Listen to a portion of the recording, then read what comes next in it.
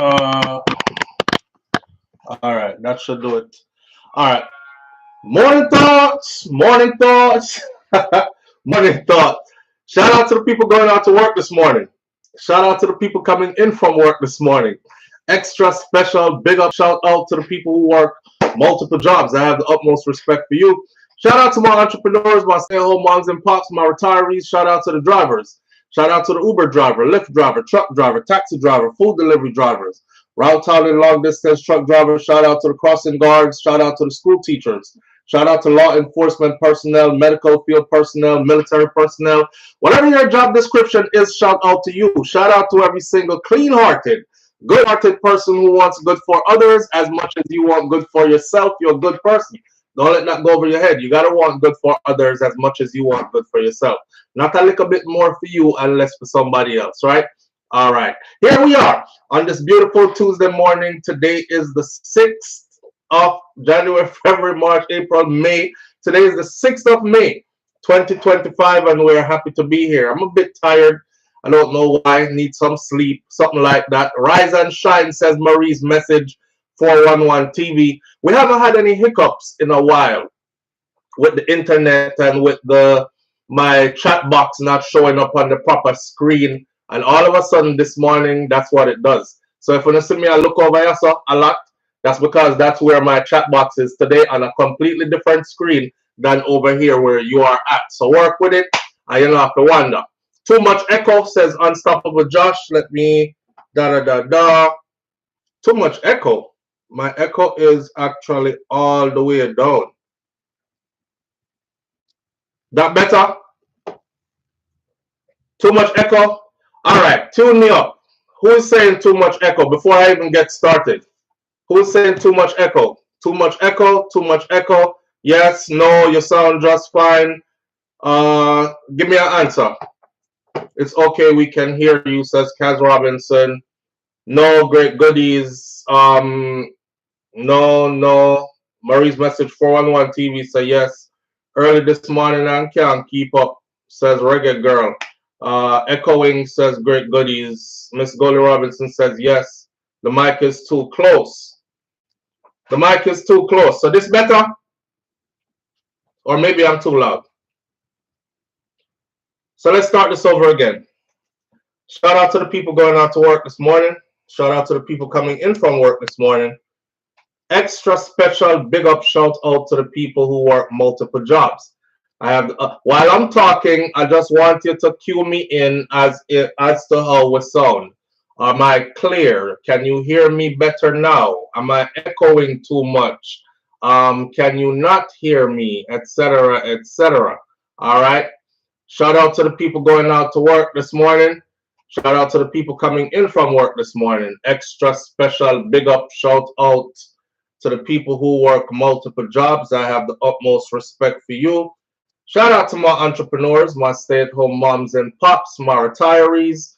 The people, if I'm good for you, you need to say I'm good for you, please. What I'm trying to do is, if it's 2 or 3 people in here that's complaining about too much echoing or whatever, we will move on without them. All right? Sorry to say it, but if the majority says it sounds good, it sounds good. All right? Or it can go on. So, but if the majority is saying, Lord, SouFLo, it sounds too bad, we can't hear you, then I'm going to have to readjust. All right? Unstoppable Josh, the one who started the problems, now say we can work with it. All right, Unstoppable Josh, you can work with it. Y'all gonna work with it. Good for me, says Twixie. 28 says good for me. It can work with, says Missy Bram Bram. I pull it up on my own device so I can hear myself on a third device. So I can hear what I sound like too. Because, you know, these are things that we want to tweak. We were fine yesterday. I didn't adjust anything, but me have picnic in the house, you know. And sometimes picnic go in your office area and start feel up and touch up and tweak this and that. And next thing you know, your thing don't sound like how it sounded yesterday. So let me see how I sound for myself.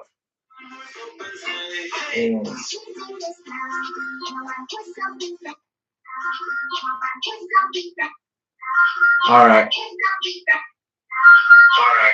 I want to see how I sound on my third device.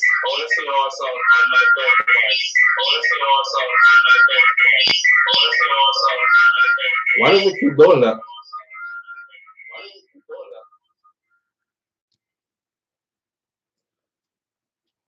Hold on there. Miss Golden Robinson, big up yourself. Thank you for being here.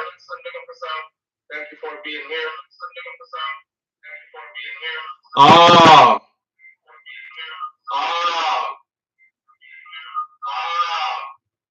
I see what y'all are talking about. No, that's not cool.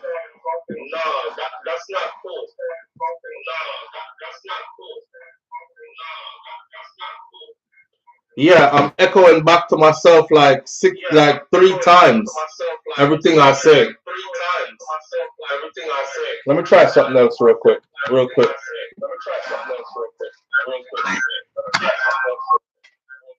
All right. You know,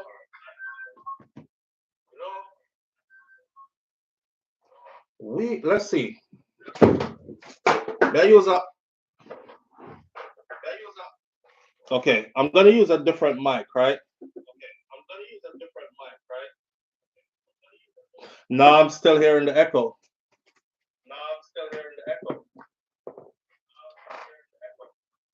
Okay, listen. This is not something that I can control right here. Yeah, because I completely disconnected my microphone, and I put in a straight mic, and I'm still getting the same results. There is no echo on the live. King Big says there is no echo on the live.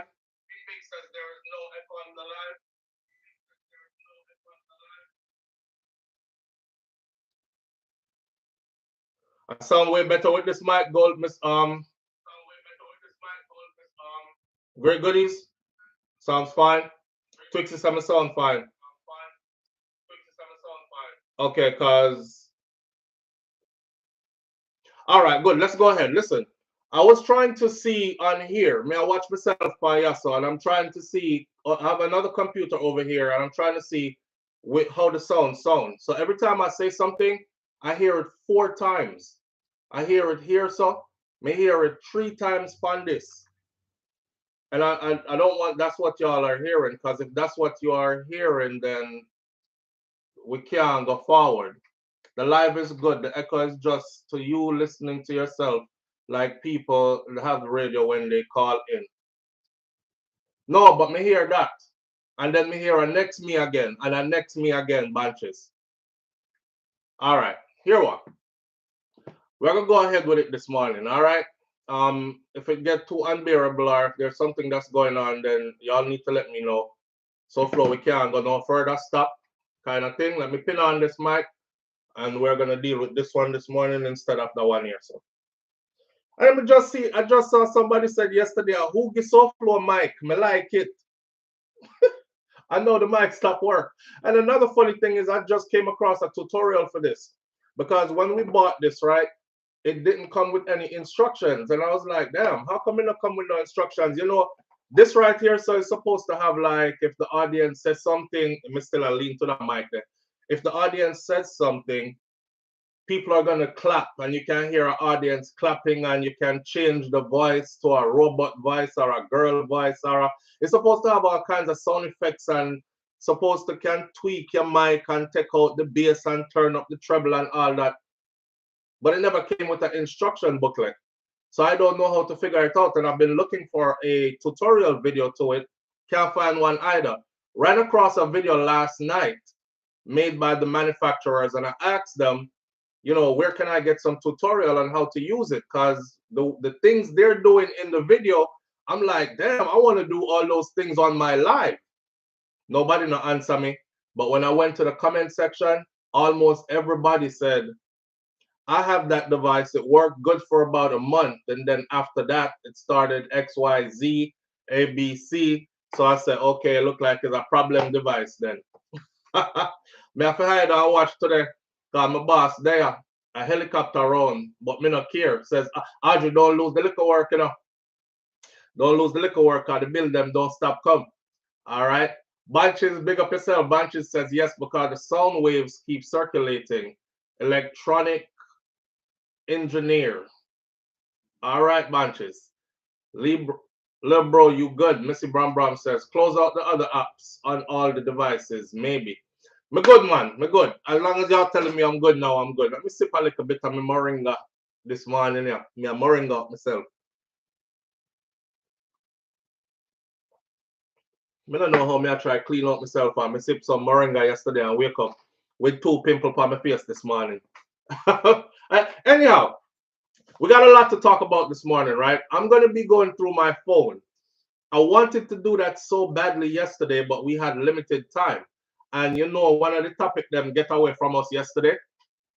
So we ended up doing a 2-hour live on how we did it. This morning, don't know how long I'm going to be going. Just hanging there. It might be an extended, it might not. But to start off the morning, I can tell you what's off top. So the Donald Trump administration is paying $1,000 for, actually they're paying money to leave for those who want to self-deport, for those who want to leave.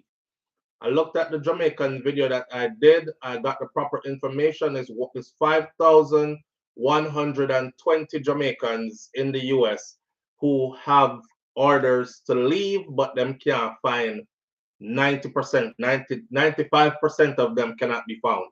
So they are running around somewhere out there hiding. I'm guessing they're not in Florida if they're smart, because Florida just got super hostile.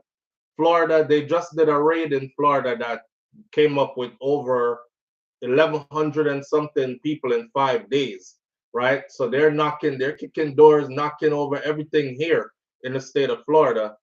And they have everybody, every law enforcement personnel, every group on their side. With that said, the Trump administration is saying, we will help you to leave. If you don't have enough money to go, we will help you to go, right? We have that to talk about. And then there's another story that's super trending right now. A father, I would say a revengeful father, he ran over and killed a deputy 24 hours after they killed his son. Was it justified? Is it now? Of course, I'm going to have to put a disclaimer up there that I am not by any means in any way justifying any type of or insinuating or inciting any type of violence against law enforcement officials. I am a law-abiding taxpaying citizen myself, and I do use the police services quite frequently, right? And I depend on them also if they are serving and protecting. However, this story, we can't let this one go by without speaking about it. I don't know if y'all saw the story. They had him in court, and I believe they had like 30, 40 or something deputies lined up the walls of the courtroom. And that's like massive intimidation. And when he was coming out the courtroom, you know, he looked at every one of them dead in their face and held his head high. Like, I'm standing on business, and I don't care what y'all do after this. I did what I did. It's 1 for 1, right? You took my son, I took one of yours, kind of thing. So we're going to have a conversation surrounding that this morning. Audrey says, please remember to hit the thumbs up button as you enter the live, right?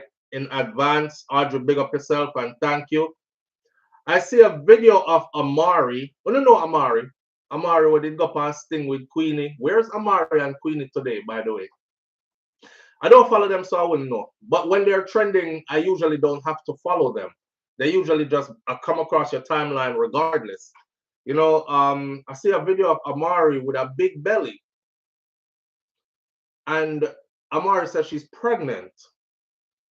But a lot of people are saying, you know, Jamaican people stay early. Some people say, go and go take a doodle, man. Wash out your belly and thing. Or bloat up your bloat up and these kind of things. I wonder if Amari really is pregnant for true. She says she's pregnant. I think menopause, says Audrey. Audrey, we're going to talk about it in a minute. And then, of course, the Prime Minister of Jamaica, the Right Honorable Dr. Andrew Holness, attended Usain Bolt's father's funeral. You all know that Usain Bolt's father recently passed away. And, you know, the funeral happened, they laid him to rest. And of course, the Prime Minister shows up to the funeral.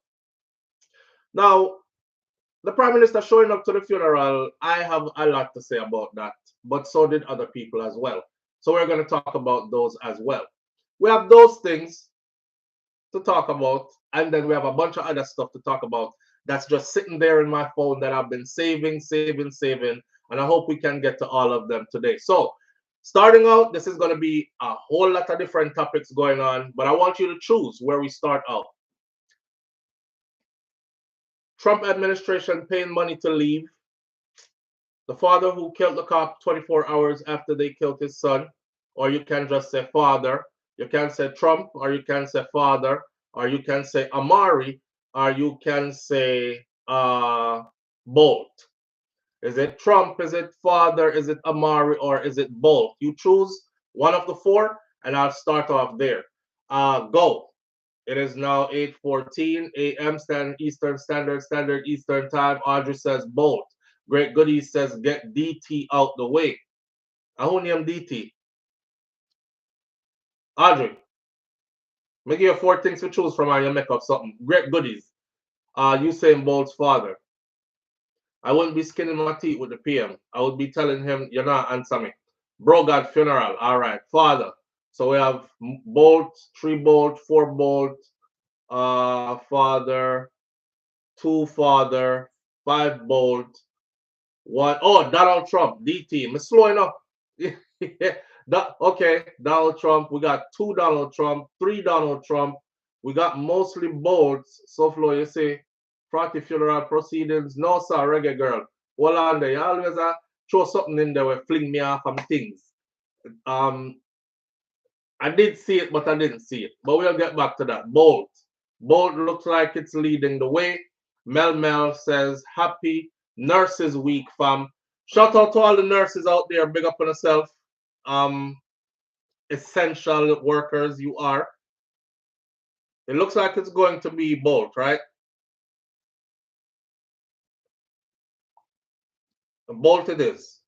Virtuous Fire seals the deal with Bolt. So we're going to start out with Bolt. All right. Usain Bolt's father is being laid to rest. I saw some of the funeral proceedings. I saw that there were many stars in attendance and so on and so forth. It's Usain Bolt, right? National icon, somebody who came up with a lot of other people who must have some kind of good feelings about Bolt and want to support him and them thing there in time of troubles and needs and stuff. So this is one of those situations. Show up to give the brother a shoulder to lean on and show some strength with him, etc. One of the faces that I saw was our dear Prime Minister. Oh boy.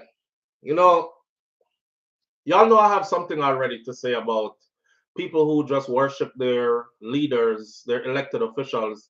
First of all, I don't think your elected officials should be worshipped. I think your elected officials should be held accountable.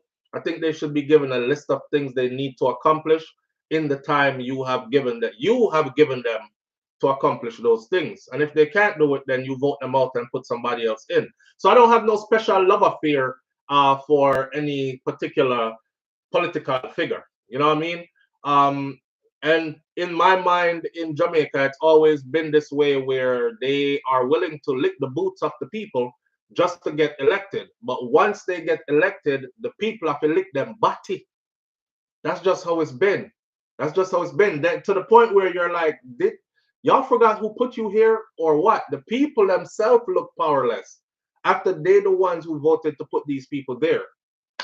Anyhow, with all that in mind, I'm walking you through this in a car. May I make you know which part my feelings come from about this? With all that in mind, I see Usain Bolt's skinning teeth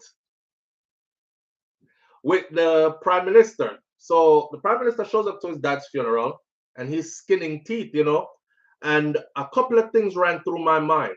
One, there was one particular artist who is very popular in our culture, who was very strong in their speech against the Prime Minister and the things where I do, and make sure you don't vote for them again and vote them out. And the Prime Minister showed up to a show that said individual was having.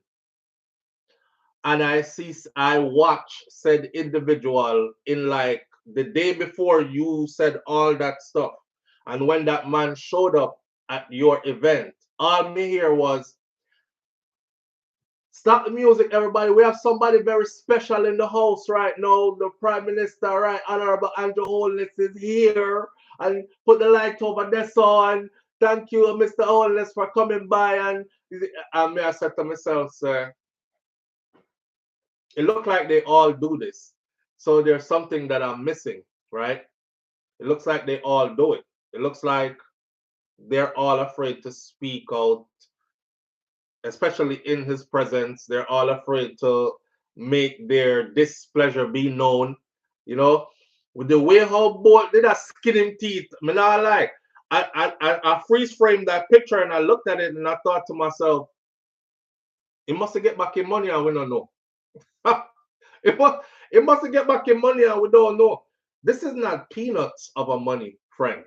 It's not like they said 12 million Jamaican dollars was stolen from Usain Bolt account, and you go Google and say, Google, how much is 12 million US dollars, Jamaican dollars? And Google said, well, it's 6,500 and something US to one. So yeah, I say, okay, so a couple hundred grand him lose US, but no worry about that money then. 12 million US dollars gone. And the man has skin him teeth. Foxy G TV says, appreciation and thanks to all those who came and subscribed to my channel. SouFLo, keep hope alive. Big up yourself, Foxy G. I appreciate you. Thank you for being here. The way Usain was skinning his teeth was like he got his money back. And him and the PM are best of buddies. I don't know if that's a strategy he's going to use, but I still remember Usain Bolt's words where he said specifically that this whole situation kind of shows him where he is on the food chain, on the totem pole. And I've said it over a lengthy period of time. Usain Bolt is a little country boy who know how to run, and his running got him somewhere. It's not like he went through the same ranks as these other people did. So no, you're not a part of the inner circle. And when I heard him say it out his own face, that this kind of showing where he's at on the food chain, I thought, yeah, you probably thought all along. I mean, a Bolt, you know, internationally, the world-renowned Usain Bolt, you know, how many Olympic gold medals, etc., world record, this, that, an icon, sporting icon, Jamaica ambassador to the world, and then they are like, yeah, you're all that, but you're still over there, so with them. You know, over here, so with us. We protect us. Have y'all ever heard of any iconic individual in Jamaica losing 12 million US dollars? Now, I see a lot of people saying, SouFLo, I don't see what your issue is because Usain put in money in a private investment firm and the private investment firm lost his money. That don't have nothing to do with the Prime Minister. All right, let me answer you. Hold on there. Live on the air with SouFLo. Good morning. SouFLo, big up yourself. Manners and respect, bro. I go on. Today was Tuesday. Yeah. We nearly done it, but it's so damn still. You have with a speaker or Bluetooth or something? No, you hear me now? Yes. Yeah. You know, I've always said no SouFLo. No, 24, right? I've always said the boat situation, what happened to Usain Bolt, I felt as if it was always a slap in the face to the average Jamaican, to all of us, you know? Because I've always felt that as a country youth and Bolt, right? I think Bolt represents the average Jamaican in terms of working hard and using his talent to reach somewhere, you know? And even if somebody think about Usain Bolt, right? Because, I'm part of the person, you see the picture of them at the funeral, and I was saying, if I never hear about Usain Bolt, this man has never been involved in any form of controversy. Matter of fact, I was thinking about Jamaican athletes in general, right? Not saying some of them are about one and two things, but in terms of how you look at the wider scale of like American athletes, etc., right? You never hear our Jamaican athletes involved in anything, you know what I mean? And I've always felt as if the money that was stolen from Usain Bolt should have never happened in the first place. Isn't that Right. Should have never happened in the first place. Me even said, look at myself in the scenario and I said, imagine I got money I'm still Usain Bolt name. Not stealing is right, you know. But Mr. Bolt, you know, I go say, all right, it's that one I'm gonna touch you. You know what I mean? You're not gonna touch it because of him. You're still cheating from your mother, but isn't it? Mm. She could curry cooking, right? So you know, so it's a good amount. But you're not gonna take somebody biggest pieces them. Isn't that say? Yeah. You're gonna take out for one. So if you look at the pot when you're ready to trade it, you know, so you're not gonna look like a place are the people and the missing are not shortage today night. Isn't that say? Mm. Not saying that they should have stolen any money, but I'm just saying when they would have looked at Usain Bolt's name, the surfaces that would have went through their mind is that these are nobody to them. You know what I mean? Right. And as I said, these are little country from country where these people uptown don't believe he's one of them. And you know, I've always said in a SouFLo, the out of many one people matter, I don't really buy into. The older I got, I never buy into because to me there's a hold on there. The rest of them have a thing. You see the out of many one motto there? Them have a thing where them say out of many one people suffer. Out of many are only one people are suffer. It's not really out of many one people. It's out of many only one people are suffer. Or one set of people are suffer. Out of Which is out of many one people, right? Yeah. Is the elite is them benefit. And the elite is them is not the average Jamaican, they don't look like me and you.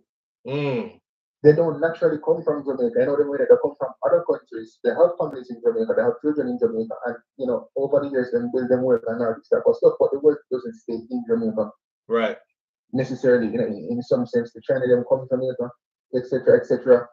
As I said, I consider some of them Jamaican who are born in the island, but you know, I feel kind of different to an extent. You get me? So, Mel, we'll soon talk about that.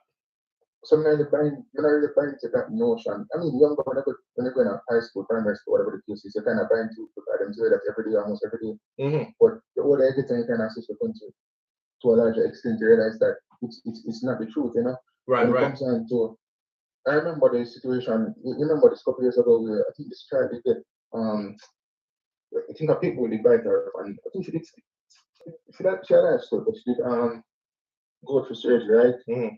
And then in Parliament, we don't want to bring some reform to some law for the dog one of them, you know? Mm-hmm. And that was just like a very slow approach, you know, we're not proactive in terms of some of the things we do. And the people that must suffer in Jamaica mostly are the people that must got 9 years, isn't it? Mm-hmm. But there's no proactiveness in terms of reforms, you know, etc., etc. So with Andrew Holness now, you know, I just feel like he's in terms of his whole approach as well, we're not really going to talk about the board to that as well. Have you heard him address Bolt's money being missing? Not to my knowledge. Okay, well, we're both getting into some talk, you know. All right, but it's just why you say what you say. So I'm going to hold you up on the phone so I can freely speak. Yes, sir. All right, man, sir. All right. The man said if him did a thief money, not saying that thiefing it was right, but if he was there thieving money at SSL, when he came across the portfolio that said Usain Bolt or Welgen, which was connected to Usain Bolt, he would have said, you know what, this is our icon. We're gonna leave that the money there alone. The people them who are saying, SouFLo, why you always like, you know, I'm not good to say about the Prime Minister. Why you talk about what him supposed to do about the money? See, Mel comment there. Mel says, but the Prime Minister got his money out and left everyone high and dry. And he could have facilitated those people getting their money back. But Conjo stays silent and he should have stayed home. My feeling summarized in that one comment right there. I not really call him Crime Minister, you know. I'm still saying Prime Minister, right? Because I know one day I go buck him up and they talk about also I call him Prime Minister, and then I see the video where in front of the man I say Prime Minister. So the people them call you, sir, them call you Prime Minister and Conjo, and I'm sure you know it, just like how them call you Brogad and you know it. I don't think you should have been at that funeral. If that was my funeral and my $12 million, I would have quietly, I wouldn't make no scene out of respect for my mom, because you say mom is there. She's grieving. This is her final goodbye to her life partner. I wouldn't interrupt that in any way. And out of respect for my father, because I know so my father wouldn't have been the kind of person to be pleased with me making a scene. And I said, I wouldn't want to make no scene, you know. Personally, I would want to make a scene. I would have been like, why you here? Why stop? Why you here? That's the alter ego me. But being how Usain is very corporate in his behavior, right? And dealing with things in that manner. Usain is like still smiling, still shaking hands, still waving, still hugging babies, and these kind of things. Him keep it well put. Me would have feel like me want to trace him out of there. But you see, when I shake him hand, I would have quietly said, "Sir, I'm asking you to leave. You don't have to exit right now because I don't want anybody to think anything. But at your own pace, could you quickly get out of here? And if you want to have a discourse about why I'm feeling this way, I'm not pleased with you being here. And if you want to have a discourse about why I'm feeling this way, then you can contact me on another day. I will gladly speak to you about it." That would have been my opportunity to get into his ear. Like, I remember when the scandal broke. And I remember when Minister of National Security, Dr. Harsh Chan, first news broke that the JLP did have money in there too. And for them money come out right before the scandal broke. So a lot of people were saying, I bet they had a tip off that this was gonna happen. So somebody pinch them and say, yo, big scandal I got broken, a whole heap of people money missing over here. So take out phone money now before the scandal broke and they took their money out. I remember Minister of National Security, Dr. Harsh Chan, came and said, the JLP does not have any money and has never done any business with SSL. And I said, damn, somebody could have just made that up just so. And then whoever was leaking that information came back and said, Andrew Holness had a personal account over there and him had money in there and fee money get take out right before the scandal broke. They doubled down on it. And then JLP representatives came back and said Andrew Holness had done business with, and they tried to minimize it, as if, yeah, the Prime Minister did have a little account over there, not much, some money did in it, and he withdrew the money before the scandal broke. Or he closed out the account before the scandal broke. Given the time of when that account was closed out before that scandal broke, would tell anybody that somebody tells somebody, said, this is my thinking. Somebody tells somebody, say, yo, take out your money. No money no left over there. The scandal is about to be big. You know, watching Nigel Clark exit stage left and Deport, I was like, something is happening. Something is happening. But Usain Bolt money was left in there. I mean, I wonder if them couldn't did pinch Usain too. I said, boy, close down your account and take out your money. But investigations have shown now, because them do some forensic investigation, financial forensics have shown that Usain Bolt's money was removed shortly after it was put in there. It didn't even spend a lot of time at SSL. That money went into the clouds shortly after it arrived there, which would tell you that as soon as they got it, they knew it was his.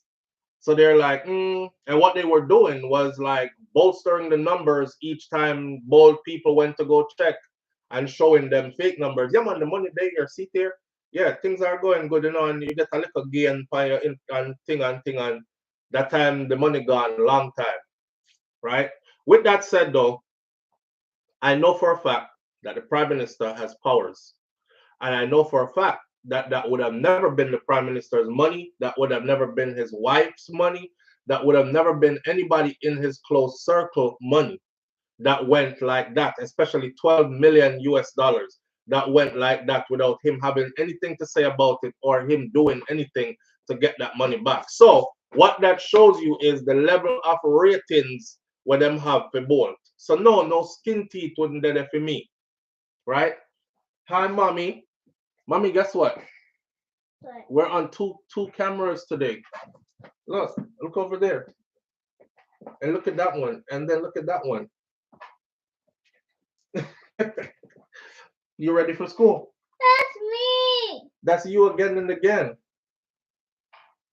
You ready for school? And Daddy. What are we doing this morning? This is called outfit check. This is called outfit check. I got a different microphone today too. My big mic not even working. You only 2 hands. I got 2 hands. I got 4 hands. All right. Say hi to these people. Say good morning. Good morning. All right. This is Milani. Little 4-year-old Milani is off to school right now, and what she's going to do is show off her little outfit for the day. Just something to she likes to show what she's wearing today. So she's showing what she's wearing today, and the little fashionista is off to school after this. All right. All right. Want to jump up on Daddy? All right. Jump up on Daddy. Go down your shirt. That's the microphone, because this one stopped working. No. Come. Why did it stop working? I don't know. Oh, Some guy made it and he didn't make it good, so it just stopped working. So I gotta get a new one. On your phone? No. Show off your little outfit. So that's what we're rocking today. As you can see, and the color of these floral stuff on there is blue, and it matches her pants, which are blue sweats with cuffed. It's cuffed down here at the feet, and she got a lot of pink in her hair. Pink is Milani's favorite color. She got a lot of pink in her hair, and she got on some pink and white shoes. Show your shoes, mommy. My shoes are like this. You gotta bring it over here so they can see it. Oh, there we go, there we go, there we go. And she got those flats on, matches her hair. And that's what we're rocking today. Yeah. Let me see what it looked like from this side. Okay, because it's hot in Florida where we're at. I think we can go. And you're gonna go outside and play? I think we can go to the in the pool in the summer. You think you can go in the pool in the summer when it's your birthday? Yeah, then we can jump in the pool. Okay, we'll talk about that when we get to it. Okay? All right. Let's show off your hair. You gotta show off your pretty face and your beautiful hair. You got your hair done. It's a new hairdo. Mom, who did your hair? Mom. Mommy? Yeah. All right. Cause she like. Want to give me some love? Hmm. Well, I love you. Love you. I'll see you later, okay? Okay. Say bye, everybody. Bye. Have a great day. All right. And you have a good day too, princess. Daddy, see you later, okay? Okay. All right. Banana. All right. Modeling a cute girl, Foxy G TV. Yeah. All right, here we are. Let's get back to business, right? I didn't feel good seeing him at Usain Bolt's father's funeral. And Andrew Holness had the nerve to give like big speech and everything. But I'm realizing something. I'm realizing that everybody wants to be in the in circle. And I think if Usain Bolt actually speaks badly about the Prime Minister, he will, whatever hope he has of ever being in that inner circle will be dashed. So even as bad as things is for him still don't have nothing bad to say and can't even show the Prime Minister any bad face. You feel what I'm saying? Let's see. The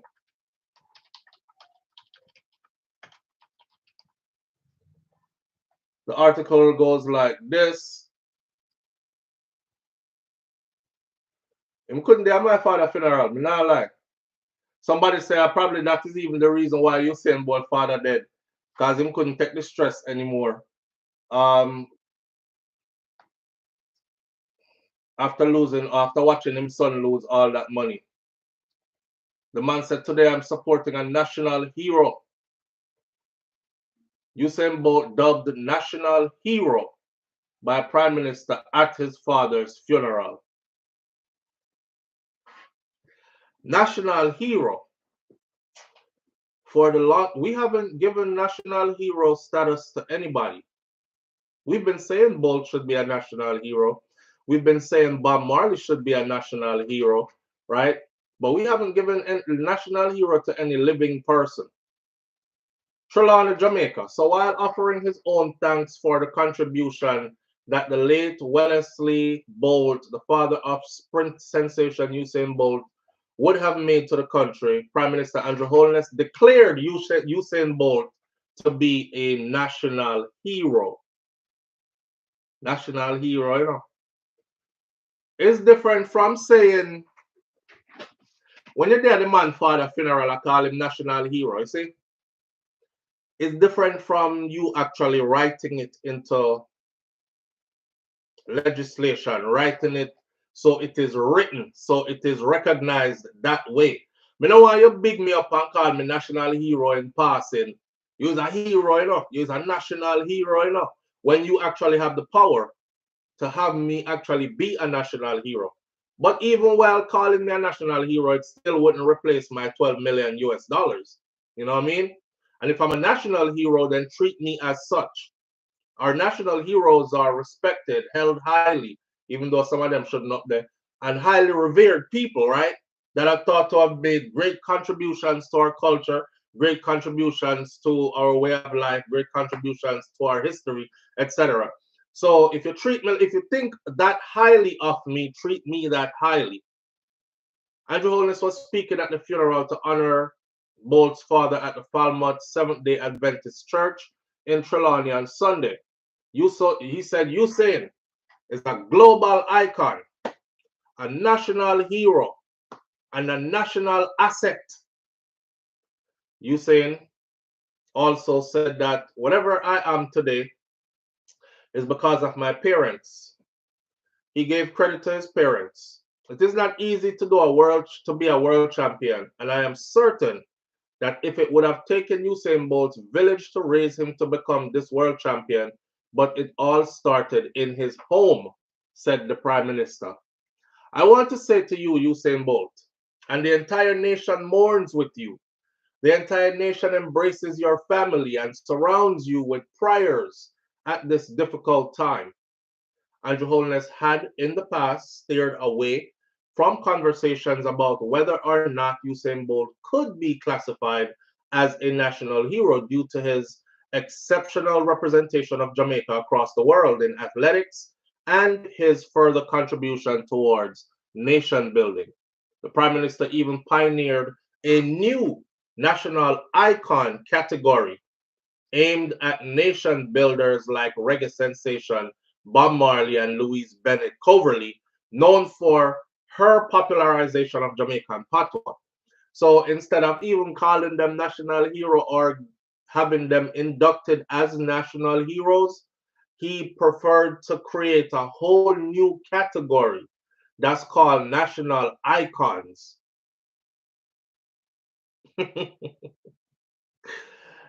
Now, it has fueled speculations on whether Usain Bolt, who is often cited among the likes of Marley and Bennett Coverley for his national contributions, will be actually classified as a national hero on a national icon.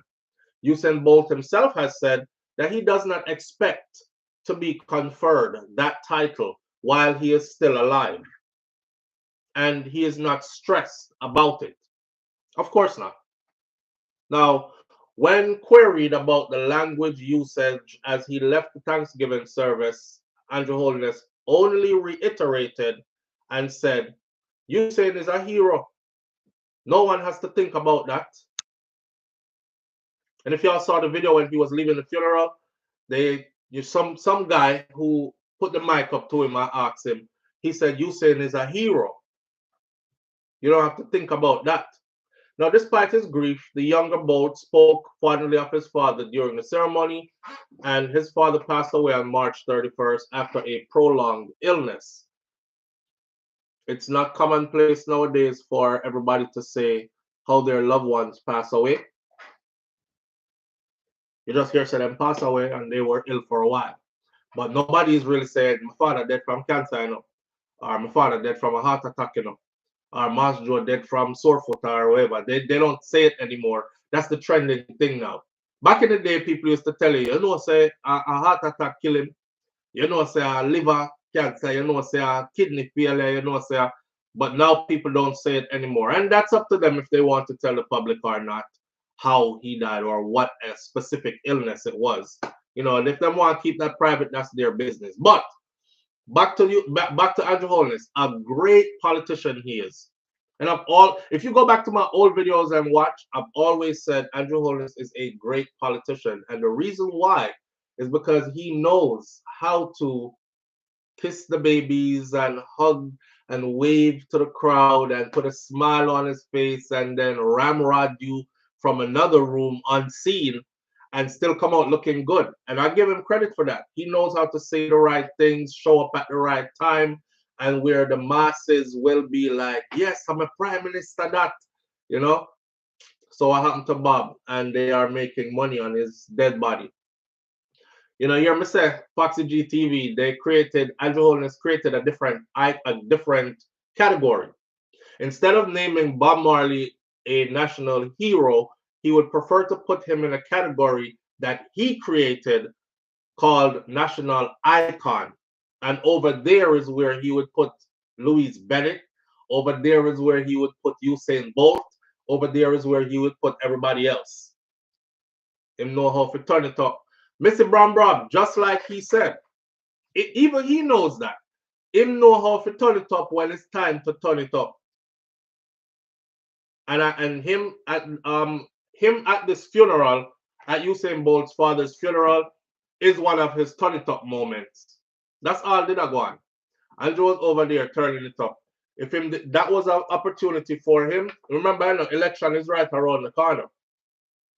So that was an opportunity for him to bask in that little limelight, grab some more likes and clicks and views, because those go a long way, and be that. I'm going to speak for Usain Bolt, and then I'm going, remember, I know Usain, now attempt to speak for him, you know. I'm going to speak as if I am Usain Bolt. I should say that. Because right now, Usain Goodley, I watch this and say, yo, my youth, just stop all that, man. See, but through them can't tell me what to say because my platform not attached to any of them and their business. I can speak for me as if I was Usain. In a moment, like if I did me, again, if it was me, the Prime Minister would not be welcome there at my father's funeral. You show up, I would expect for you to show out, leave in 5 minutes. And I would seriously come tell you with a smile on my face. So all the cameras that are clicking would see a smile. But you know how it's there already? I would have like feel to leave right now, still in a sir. Yeah, please and thank you. Just 5 minutes here, good. And then be on your way. We can talk about this later, but I'm not pleased with your presence here. All right? All right. See you later. All right. Shake hand. I'm gone. That's what I would have done. You know, good luck to you, Usain. Because as long as him keep on a skin teeth with them, he ain't never getting that money back. Now, on the other flip side, he could stand to lose it. And looking at Andrew, I laugh with him at the funeral. I can't help but to think if Andrew was saying, so how you doing, Usain? You're doing good, man, despite losing 12 million US. But you can't handle it, man. How much you worth now? About 100 million, not true? Yeah, man, you can't handle it, man. Me not say it wrong, it right or nothing, you know, but you're big, you know, you're big and strong and bad, you're good to go, brother. I can't help but seeing that's what must have been said. Why you and you saying you still trying to prove to them that I'm that guy. Because I have more money than even you. See it? So yeah, me can handle it while they sweet talk him and run off with him $12 million. Him not get back the money. Him not getting back that money. I wait for the day. But I promise you he ain't getting that money back. The money gone. My grandmother said, wash your parties in lime and dash it away. Wash parties in lime and dash. Look, bro, that's why I say Usain was smiling, but kin teeth and a laugh. Yeah, true. But me not think him did brave enough to say anything along the lines of what I just said. Nah. I think Usain cherishes their I think he cherishes their approval. He cherishes their approval. Yeah. All right, so how you doing? Listen, I need you to leave right now here. I give 5 minutes. No disrespect, still I just didn't want you to be here. Yeah, I'm still not get back my money. I feel like kind of way about it. While the cameras are seeing this, you know, I'm still not get back my money. I'm feel like kind of way about it, sir. So I'm gonna ask you to just exit stage like in 5 minutes, all right? If you don't leave in 5 minutes, I get my own security them for a movie, okay? All right. And if you want to talk about it, sir, my number, you know my number already. Link up. See? All right. All right. Shake on. All right, sir. Just like that. Some would have deal with him. His father taught him well, said Mr. Bram Bram. Actually, Usain's speech was shady. What did Usain's speech say, Crystal G? Which part of it was shady? Because I don't know about the shady thing. Worse, you go sit down in front of me and I grieve, me I grieve. You know, say you could have blamed it by your grief, you saying you could have blamed it by your grief, bro. You could have said I wasn't in the right state of mind. Me, I watch my body, my father body, I go down in the ground, me lose myself. Me say you could have said anything in that moment. The mommy forgive me. You could have said anything. Yeah, you know, so when your mother reach at the yard, she would have said, "Why me never expect you to say all that telling about you." Your brain live on the air with SouFLo. Good morning. Morning. Morning, I family. know when you could have done something important. When you're not going to pick up and walk out, been a while yet. No. Hold on So there. that's that. Well, you say him not even have to do nothing when my man when Andrew got up to go speak. But Andrew must have been allowed to speak there. And them make him speak there. That's what I told you. Him can't just go up there go speak. Get education at that point there. Yeah, them not give him back the money, my friend. Them friend him up already. Them thief him money and friend him up, and he's good to go now. Yes, that's what I all when they go sweet, been all laugh. Mhm. Then I'll find my spirit in the air and say, oh, I know that my papa did the kind of people on the money on my work hard. Beer screw face. Beer screw face. Beer. Actually, it's like I'm beside them, I don't think as a family, which I believe because you can't go to the town. If the family not allow you. Right, and them allow him. That's why he went up there. Yeah, and from that we know, say, But yeah. it's so I hear say you got fight with people, but the same people know where that fight from. Them say gonna come round and give you up, kill you. And you would have said, you want the money, ask the Prime Minister where your money. So hold on there, Mr. Mr. Bram Bram says that Babsy cut for our speech so the Prime Minister can get a 3 minutes because he was actually not on the program. So that's what I mean. The Prime Minister said late invitation. Some you know. Late invitation. That's what I heard him say in this speech. Mm. Yeah. Them clown you saying, man. All we can see it. Well, he wants to clown us, then look people. All right. Yes, that's the important. All right. All right. All right, family. She said him want to stay a clown, you know. So that's true. I want to stay a clown. I don't see Bolt fighting for his money in any way. We have to go stop talk about it because him obviously he's good with it. And again, to tell you the truth, Usain Bolt net worth is approaching 100 million US dollars. So I think he's at the place where he is getting to be at peace with what happened. You know, it's just like me telling the youth them, wash up the dishes. Don't left the kitchen, so wash up the ass dishes them. Yo, no, you Mr. Tired to go to the kitchen, so and then I told y'all I just got over that. I mean, just tell myself, say, you know, one day them not gonna day here, so I ain't even arguing about it no more. Live on the air with SouFLo. Good morning. I'm SouFLo. Good morning. Good morning, family. How you doing? I'm good. I'm good. Talk to me now. No flow. Mm-hmm. Not talk about me after today. I mean, I think of it talk nothing else about that money day. Right, because I look like you saying and them my friend to me, and it look like him good with him good when losing him money. So SouFLo. yeah, me there here. Talk to it. I am. You should talk the general chief. Mm-hmm. Me could have walked there for it. It's very, very close to me. Me did dead for my neck. See. Enough things me see. I mean, I will tell you about it this morning. One thing I want to bring. Wait. Tell me one of the things them where you see. You can't say enough things me see and not tell me nothing. Just one. SouFLo. Me want green. Me know want Mr. Green. SouFLo. Leave him with the money. Your friend don't want that money. Ah. SouFLo. No for the pics. If no other reporter never report you, they could answer no picture of it. Everybody can report it.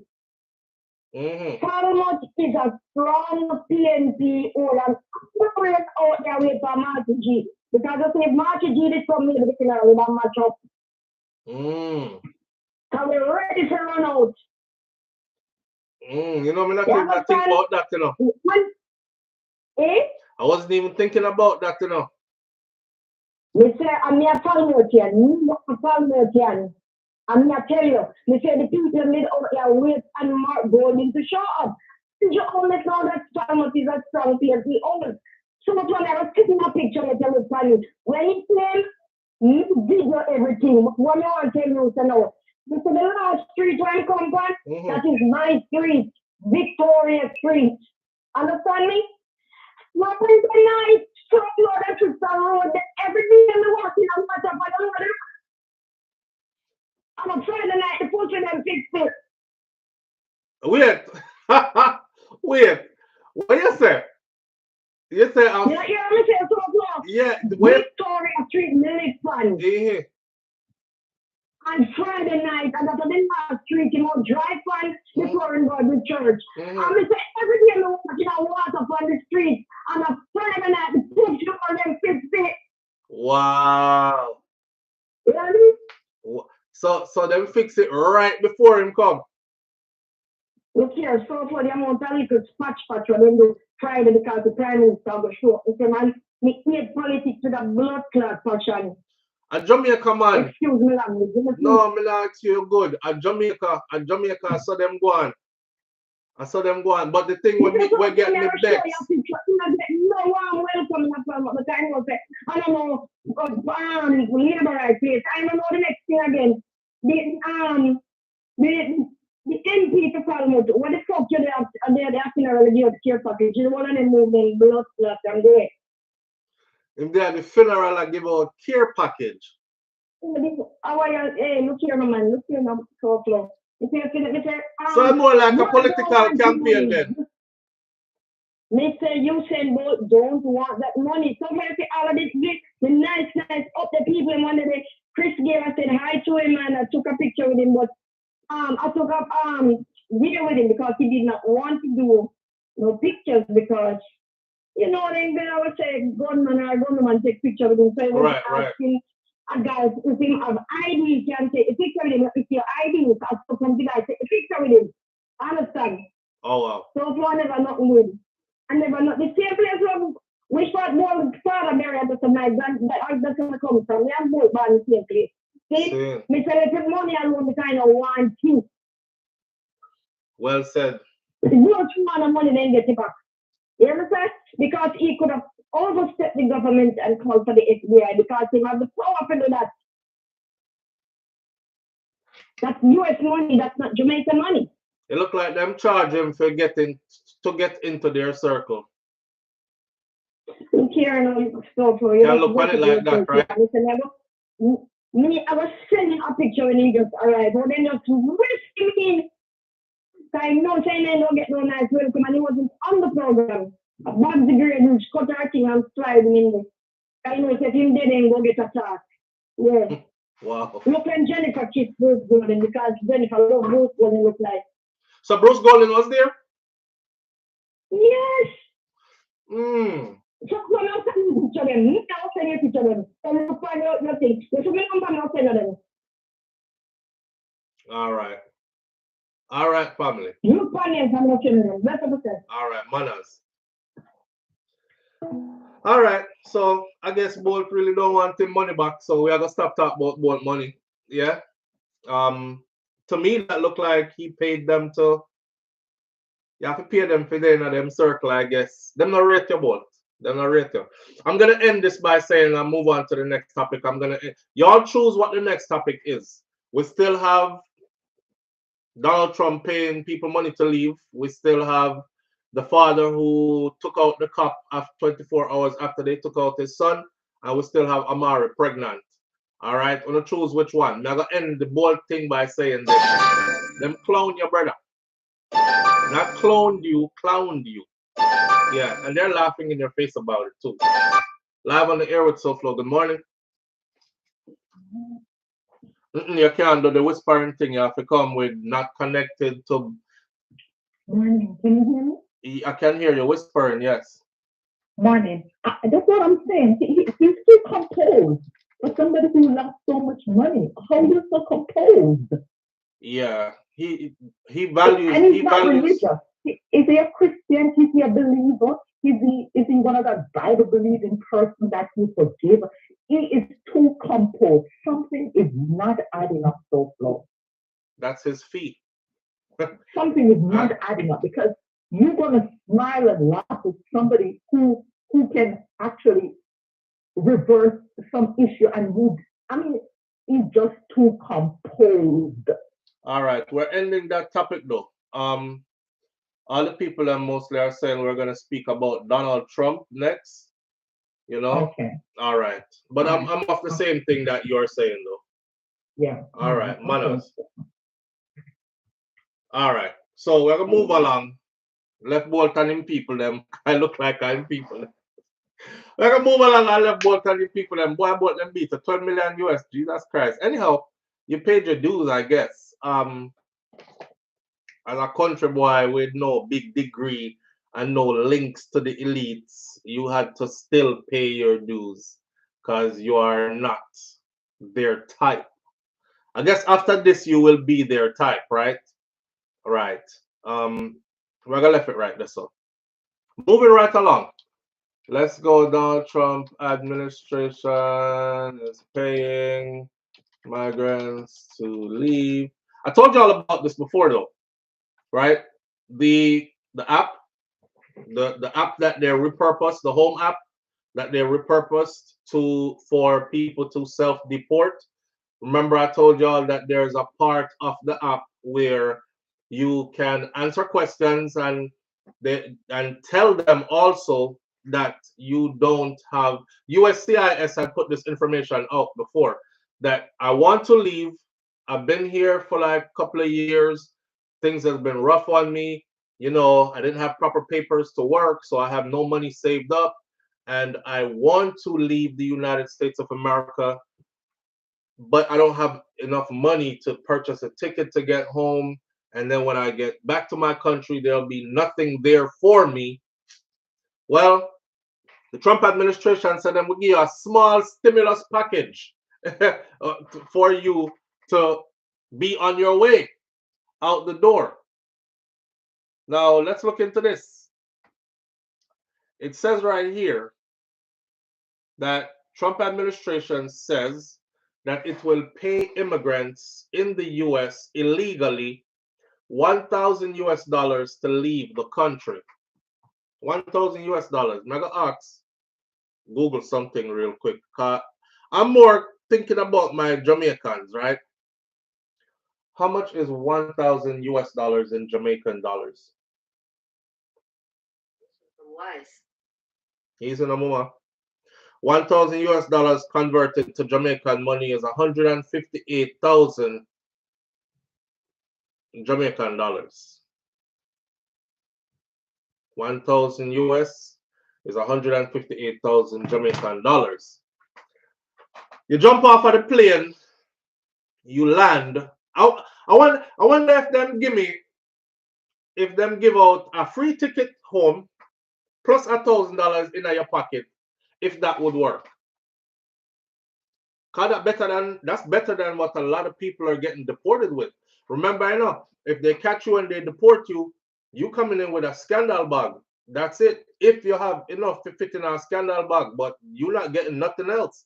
So I think I would rather jump off the plane with $150,000 in my pocket and can see me away from this. So for at least another week or two before, hard life start take me and separation start beat me and white squall start them off mouth corner them.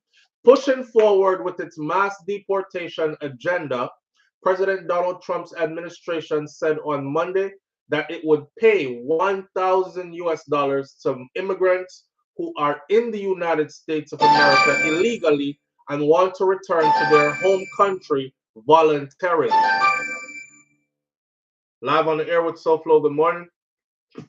SouFLo, good morning. Good morning, family. How you doing? Good, man. I love your show. You have been cracking up bro, earlier. But always, you have always a laugh on thing. I'm one of the heavy equipment operator we have a big up. I appreciate the big up. Big up yourself. See it? Yeah. I'm going Miami right now. I'm in 100 stores, so you know it's the funny thing. Yeah, man. All right. Yeah. I'll be down there soon. If when it is illegal, I take my 158,000 and go home. I buy about 3,000 chicken and a goat, and me good. 3,000 chicken and a goat. You're not arresting El Salvador move. No, or the Guantanamo move. Couple sheets of zinc and, you know what I mean, build up something else. But me nah, but them people, when I take my money and go buy 2,000 chicken and goat and some zinc and me good. I'll capture a piece of land if you have to. Yeah, it's really I true me I'm talking about. Yeah, I don't really think I would rather take it and go than to get that out. We're gonna talk to them now, brother. We're gonna make it make sense. All right, big up. All right, yeah. All right. Damn, he downtown Miami building 100 and something story building. Heavy equipment operators, big up on yourself. Jamaican, we know everything. You don't know that already too. Anyhow, let's go through the information first. Back from the top. So pushing forward in this mass deportation agenda, President Donald Trump's administration on Monday said that it would pay $1,000 US to immigrants who are in the United States illegally and want to return voluntarily to their country of birth. The Department of Homeland Security said in a news release that it would also pay for travel assistance on top of that, and that people who use the app called CBP Home to tell the government that they plan to return home will be deprioritized for detention and removal by immigration enforcement. So this look like this is a catch-22. Cause this on the app there, right? They're not gonna be able to locate you.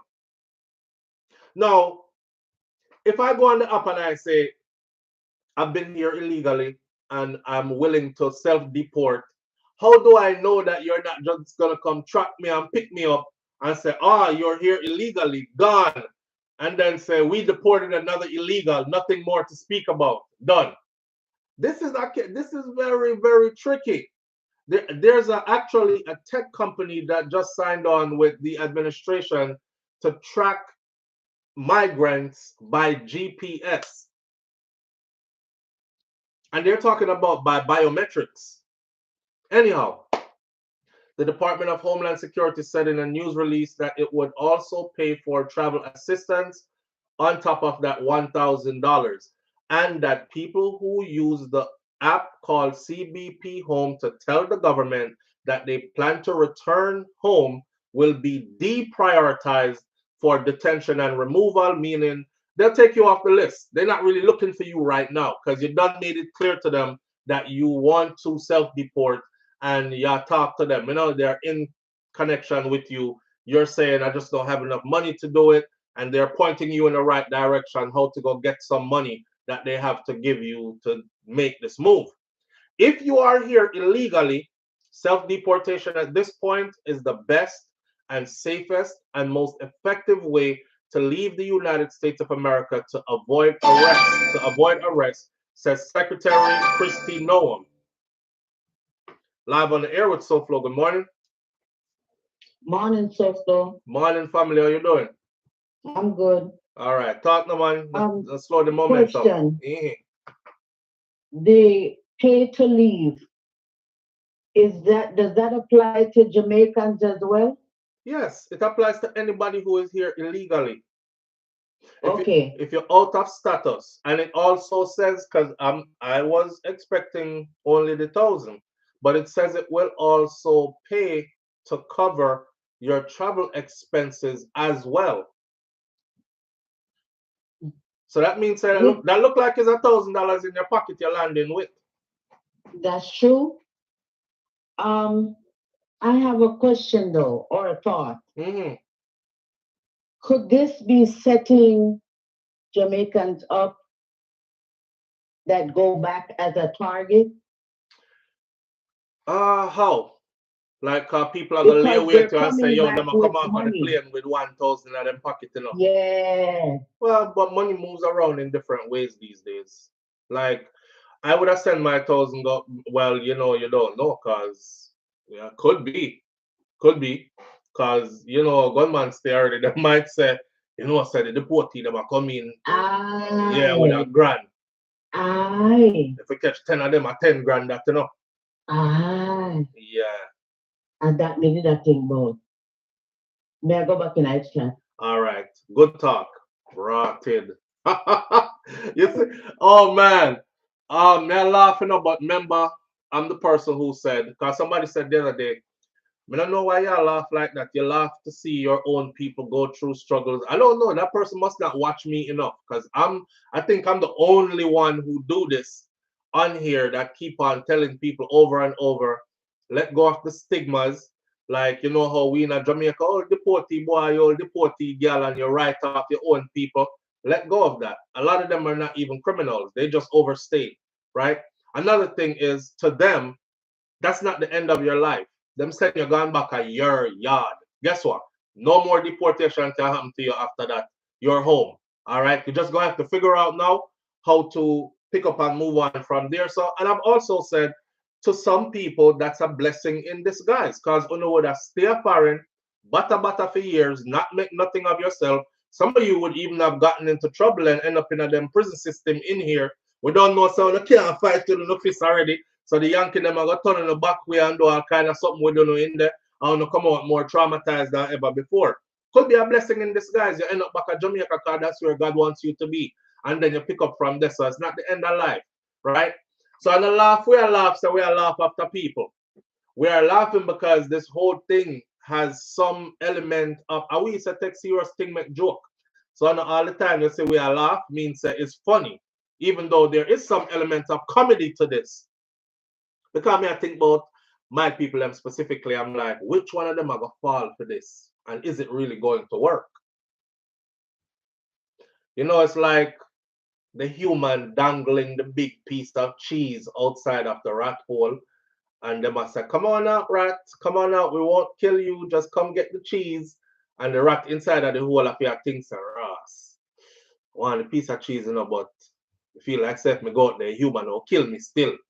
And we are sure about somebody first. John, you go on out there first, go see. If them not kill you and you get piece of cheese, then the rest of will come out, come get the cheese. I don't know how this is gonna work. I would be super paranoid if I was in this situation. So the Department of Homeland Security said in a news release that it would also pay for your travel assistance as well, added to that $1,000, and that the people who use the app to tell the government that they want to self-deport, they will be deprioritized from removal, from detention and removal by immigration enforcement. If you are here in the US illegally, self-deportation is the best and the safest and most effective way to leave the United States of America to avoid arrest, says Secretary Kristi Noem.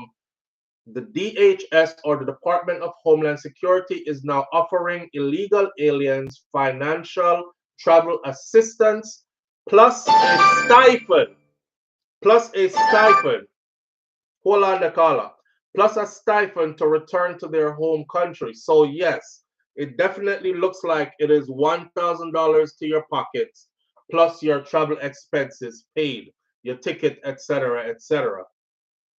The department said that it had already paid for a plane ticket for one migrant to return home to Honduras from Chicago, and said that more tickets have been booked for this week and for next week as well, for more migrants returning to different locations. It's a major part of the Trump administration. Donald Trump made immigration enforcement and mass deportation of immigrants in the United States illegally a centerpiece of his campaign, and he is following through during the first months of his administration. But it is also costly, resource intensive endeavor. Now, while the Republican administration is asking Congress for a massive increase in resources for the Immigration and Customs Enforcement Department, responsible for removing people from the country, it's also pushing people in the country illegally to self-deport in the meantime. It has coupled this self-deportation push with television ads threatening action against people in the United States illegally, and social media images showing immigration enforcement arrests and migrants being sent to a prison in El Salvador, hoping that this would be a deterrent, hoping that somebody is going to see this and say, damn, I don't want to be that. Look how they shaving their heads. Look how they got them bent over at the waist. Look how they store everybody in a t-shirt and some drawers. Look how they're packed in 4-story beds. You know what? I'm leaving.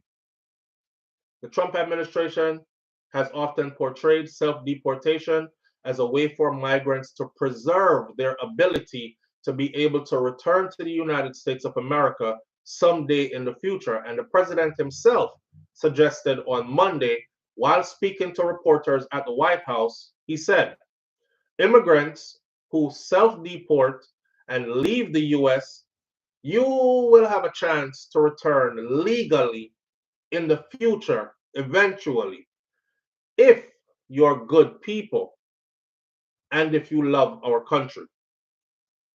And if they aren't good people and they don't love our country, then you simply won't return.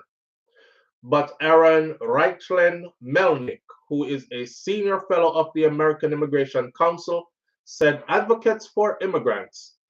He said that there's a lot of migrants to be cautious about in the latest offer from Homeland Security.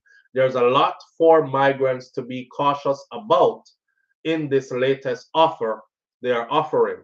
They're saying it sounds too good to be true.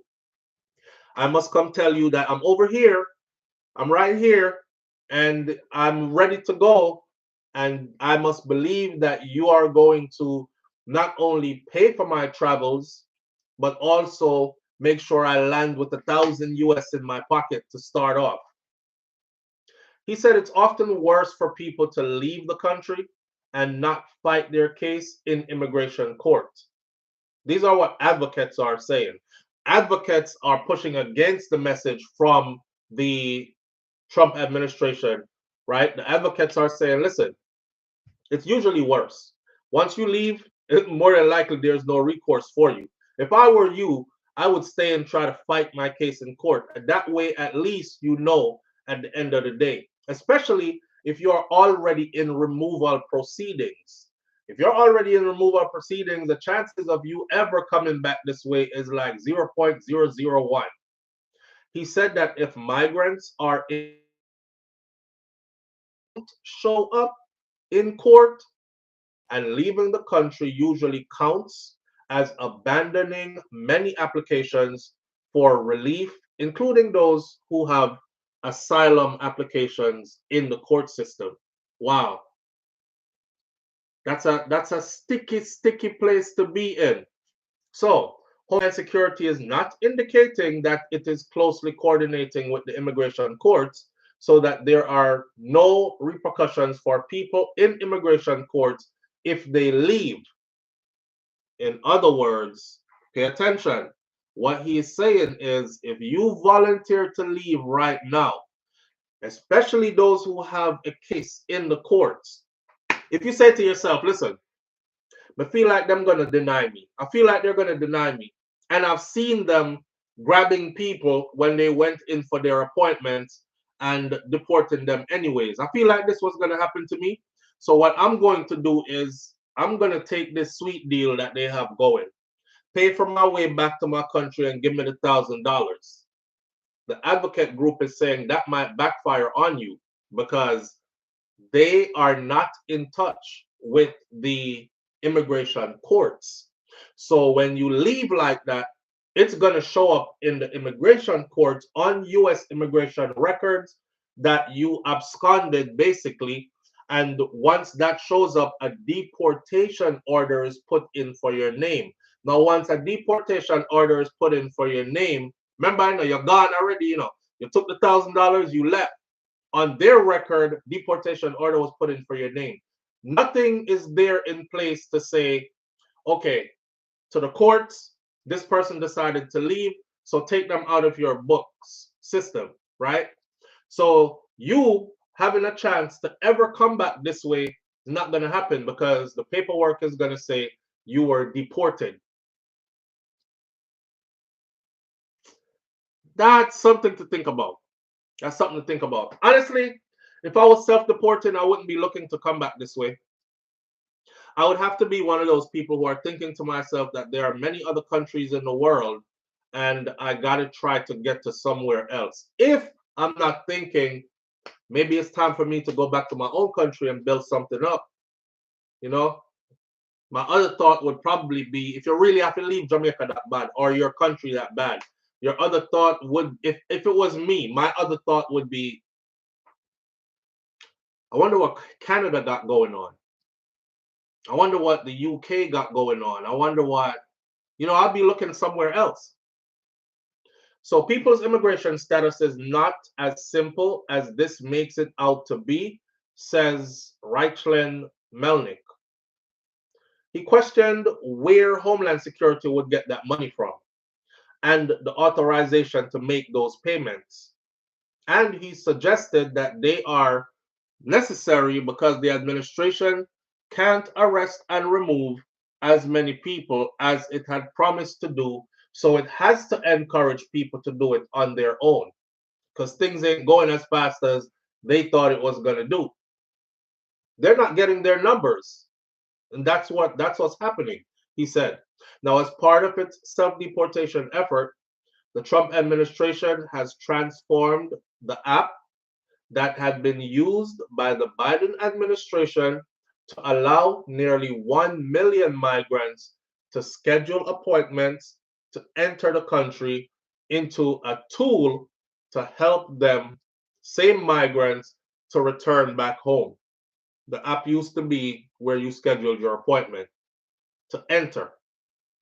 Trump administration repurposed the app and used it now to the same app you will use now. They just call it a different name, to return home or to leave. Under the Biden administration, the app was called the CBP One app. Now, under Trump administration, it is called the CBP Home app or the CBP Take Your Ass Home app. So Homeland Security said that thousands of migrants have used this app to self-deport already. Thousands of migrants have already used the app to self-deport.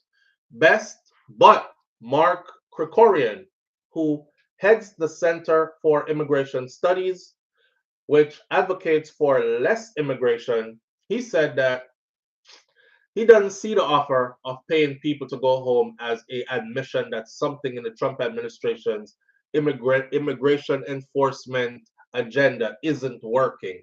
He doesn't see it as that. He just sees it as another part of what they are doing to facilitate it working, right? Considering the millions of people who are in the country illegally, it's impossible to deport all of them. So the administration has to combine its own enforcement efforts with encouraging people to go home voluntarily. He said that he supports the idea of paying migrants to leave, although he questioned how it would work in reality. How do you make sure that they're actually gone home? Do you make them sign an agreement where they agree not to challenge their removal if they were to come back? The execution part matters, but the concept of it is pretty sound. Now, this has been tried before. Other countries have tried various iterations of paying migrants to return home. There's a reason that it's attractive to government wanting to encourage migrants to go home, because it costs less to buy someone a plane ticket and some incentive money in their pocket than it does to actually pay to find them and arrest them, detain them, and deport them. Wait for the courts to rule in their case and then send them home. That process there costs a whole lot more than paying for your tickets and giving you $1,000 out the door. So it is actually, according to economics people, it is actually more economically feasible, right? The Department of Homeland Security said that it costs $17,121. Hear this. The Department of Homeland Security said it costs the U.S. $17,121 to arrest, detain, and remove someone in the US who is here illegally.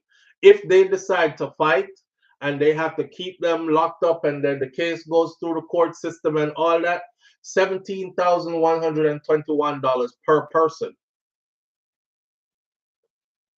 $1,000 in your pocket, $400, $500 for a plane ticket. That's $1,500. You out the door, not $17,121.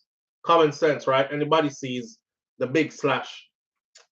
Voluntary returns also don't require extensive government-to-government negotiations to get a country to take back its citizens, which can be a major benefit as well. Now, for every person that is deported, there's another issue to it, because the country that you're being deported to has to recognize you as a citizen of their country first. They can't just pick me up and send me go to Jamaica, you know, if they have no trace of me being a Jamaican in Jamaica, you know. Jamaica, if I go dig up and say, yeah, he was born here. We have record of his, there's a birth certificate for him. He was born at Spalding's Hospital in Clarendon, XYZ, and send him back. I want an hour, send him back. And all that takes time and all that takes resources and efforts.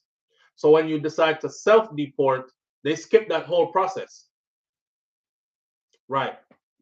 How would we know if they're going to the right country? I don't think we would care as long as they're leaving. Because once you leave, you can't come back.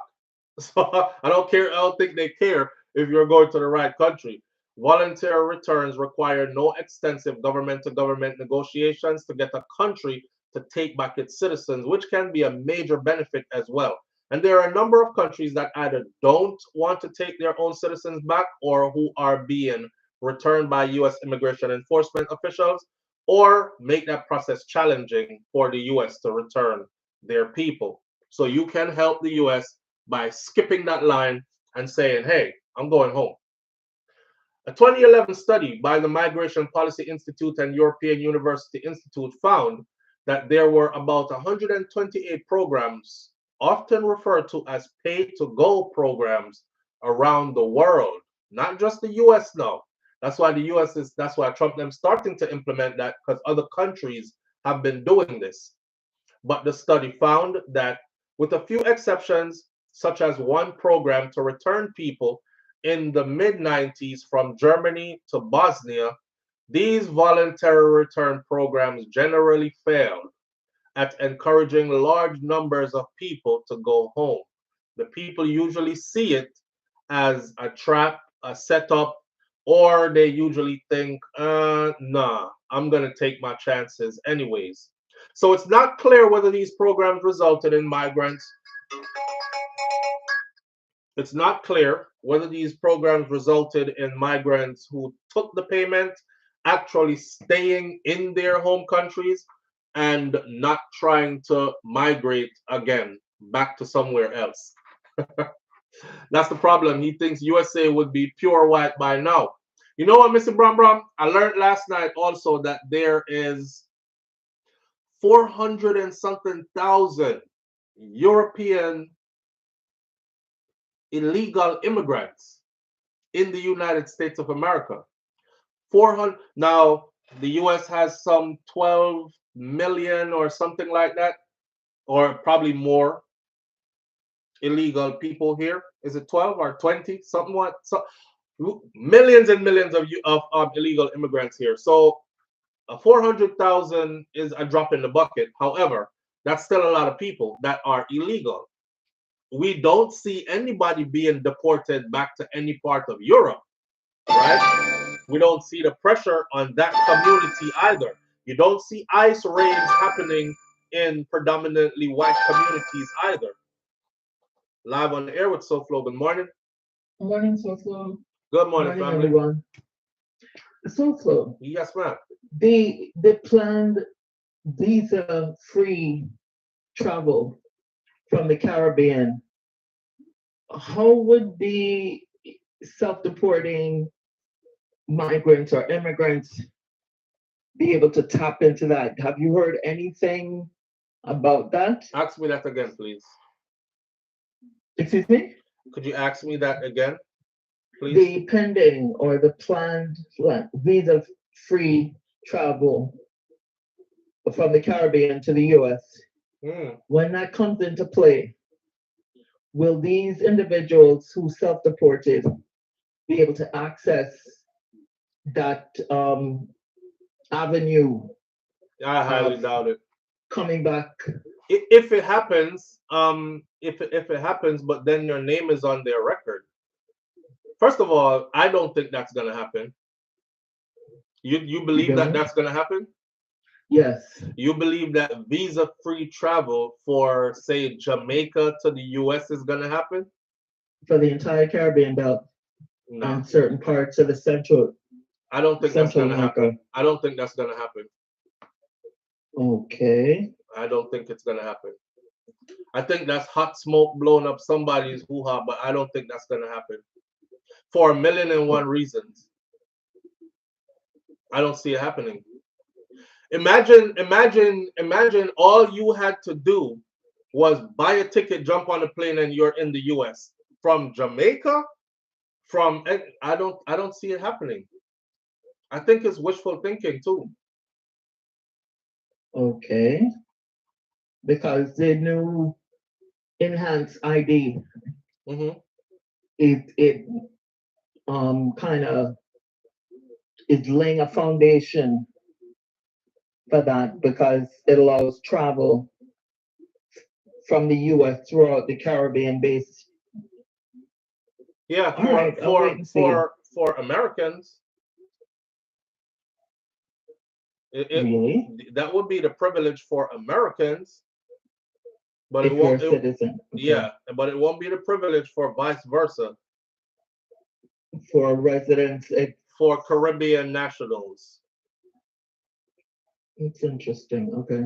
Yeah. Because I am peeping something where it seems like the North America is trying to consolidate the hemisphere, Canada, Mexico, the Caribbean basin, into one entity, and the borders will be relaxed. All right, so I'm saying about 5 years timeline. It should be in play. All right. If the current political projection comes into play. Not gonna happen. That's what I'm saying. Now if it happens, right? And you could come back and say, see, SouFLo, I told you it was gonna happen. But I want you to mark this day and remember that I told you that is never going to happen. Okay. All right. All right, family. Feedback. All right. Okay. Have a good one. Bye. Good food for thought. You know, there's a lot going on out there that we don't know about. Good food for thought, but you can't imagine. You can't imagine that Jamaica get up this morning and tell somebody, clap yourself, a foreign go and pack your grip and put on draw 2 slippers. Cause my plane ticket buy already. But I see you now again. More and boy. And Miami me there. And you just fly out just so. The whole of Jamaica would have there. That will never happen. We live right next door, remember. Because it just won't happen. Jamaica would have empty out by morning. It wouldn't happen. They're not doing it. Put on your crepe. Yeah, drag your 2 pick them. Come, put on your crepe. Foreign where I go. We don't need your daddy for file phone no more. You run off long time anyway. Tell you the truth. I never feed pick them anyway. So we can skip past the DNA test and all that. Because you know one thing find out say you don't need film. You never go file phone anyway. Yes, so see that, bypass all that. Put on your crepe, come. Grab a grip, put 2 pieces of clothes in there. Foreign where I reach by this afternoon, you pay for everybody ticket already. That will never happen. Yo, I hope God has me here 5 years from now where we can see where this goes. This lady, we have to take some serious things with joke here, but that's one of the things them that I am absolutely sure that's privilege. Who want to give us that much privilege? Eh? Who want to give you that much privilege? You can imagine. No, we wouldn't live here anymore either, you know. No, we would generally just keep a house here or keep an apartment here or keep a dwelling here. And we are come here and set up tent in our park so we can live rent free. You know, just homeless in one of them park there. We can wash the foot in a McDonald's bathroom and use them bathroom, wipe up the body and them sitting there. And just save the whole of our money. Cause what? I want like a ticket, boom, there in my yard. Every 2 weeks, me in my yard. Build up a nice house, a yard, boom, fly, go back up there, get some more of the money. That would never happen. There, you gotta understand that the way how the system is designed, it's not designed to empower us. So any little corner you turn where you see a possibility of empowerment, just know that they're about to clamp down on that right there. You know what I mean? Yeah. So it's not gonna happen. No DNA needed. The boy never gonna fight for them anyway. Cause I trade them on the film. We have visa now, you know. Foreign, where I go? Yeah, I'm out. All people are walk off of them job in Jamaica tell them employers about me not fry no blows and skirt chicken and no KFC down here. How much you not pay people? Eh? $95 a week. Eh? My brethren them they over so a fried chicken. A $500 a week them get for that. Oh, my God. See about them little money up here. KFC you're hiring, Burger King you're hiring, McDonald's you're hiring. Them don't want that, my friend. I could run through so many scenarios of why that would just never happen. It not happen. People will come drive taxi, deliver food. We no big education, not needed. Remember, I know that are free for all. No big education, no qualifications needed. I come drive Uber and get rich. Lyft, get rich. DoorDash, get rich. Uber Eats, get rich. I'm a yard. Rich I'm a yard. Me I run Uber Eats 24/7 food delivered. Sleeping in my car to me have no bills to pay up here. You see when I go back a yard, big splash pool in backyard in Clarendon in the hills. When we done set up myself, they mapped that out already. They're like, nah, we can't give them no damn visa free travel into the United States of America. Well, yes, I'm missing Brown. Vibes Cartel, I'm in neighbor. Money we are look how you're there. Money we are look how you're there. Federation. Outside panic. Hey, listen up. God know dog me want a visa. Jamaica hard US fee easier. No visa. God know dog, no visa needed. Blood fire, gone, we gone now. Now happen, my friend. So yeah, back to the plan to give you $1,000. Me have to write this down on paper, because it's so, you know, when them used to set away, when we was growing up, and them used to say anything that sounds too good to be true, it usually is. My friend, I think this is one of them. I'm not saying it's not working. I'm just talking from a personal perspective. Coming on, nobody come kick in my door and talk about why are you telling the people that our agenda is not working. No, me not say nothing. Me just say if I, from a personal perspective, had to go through this, I would be very, very cautious and leery. Me not afraid. I'll be afraid. Cause this sound too good. You're going to land in Jamaica. Don't worry about how long you've been here or anything. Criminal record, anything in the country, we're not even gonna check that. You'll be all right. You could come back one day. You know, we just don't want you here right now. So here's $1,000. Take this $1,000 right here. That's your pocket money, by the way. And no, don't worry about it. Don't worry about it. We got your ticket set up, and travel expenses usually means. So where are you gonna land? Where are you gonna go when you go to Jamaica? And you're like, I don't have anywhere to go. You know, I'm gonna dip on the streets, and somebody is saying, nah. Here's a stipend, an extra stipend. They should over for about a week in a motel or something, you know, get some food and someplace safe until you figure out you know, your next move from there. And that sounds too good to be true for me. Me not buy it. Me not buying it. And you know what?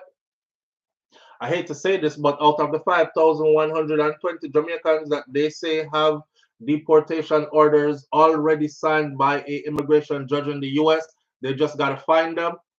They're going to have to go find them because there won't be any big long line of Jamaicans self-deporting. Me know Jamaican people. Me know them. And me know so them not do. Not saying one or two might not take it because I think the Jamaica embassy said that they have had quite a few calls of people wanting to self-deport back to Jamaica. They're trying to make things straight so they can actually do it.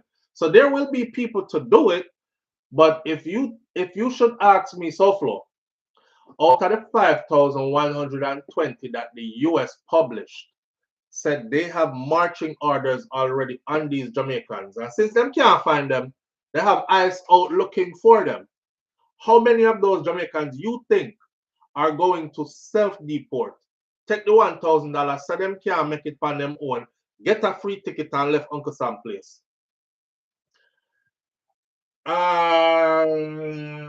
Them have to go catch the 5,000. Cause I'm 120, I go take the money there. Them have to go catch the 5,000, cause 120 alone I take the money there.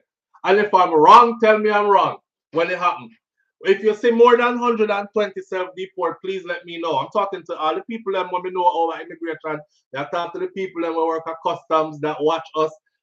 All of you, please link me, SouFLoTV@gmail.com, and send me some statistics. I said, SouFLo, look, over 1,000 Jamaicans already self-deported. They took the deal with the US. They got their $1,000. They got their travel stipend. They got their tickets bought. They're back in the island already. Tell me something wrong. But this is my prediction. Them say 5,120. Them have to go catch 5,000 because on 120 I take that deal. I firmly believe so. The numbers aren't adding up, great goodies. Karen notice says, me not leave. Me not care what anyone says. You have to go hide under Miss Mary Fractal, my friend. Under Mas Budus bed, you have to go hide. And walk back door. Collect money around the back. Hey, that's a rough life to live though, you know. That's a super rough life to live. Cause boy, we talked about this already. When people know say you in dire need and desperation, all kind of advantage about to take of you, you know. You think a little bit of story we hear?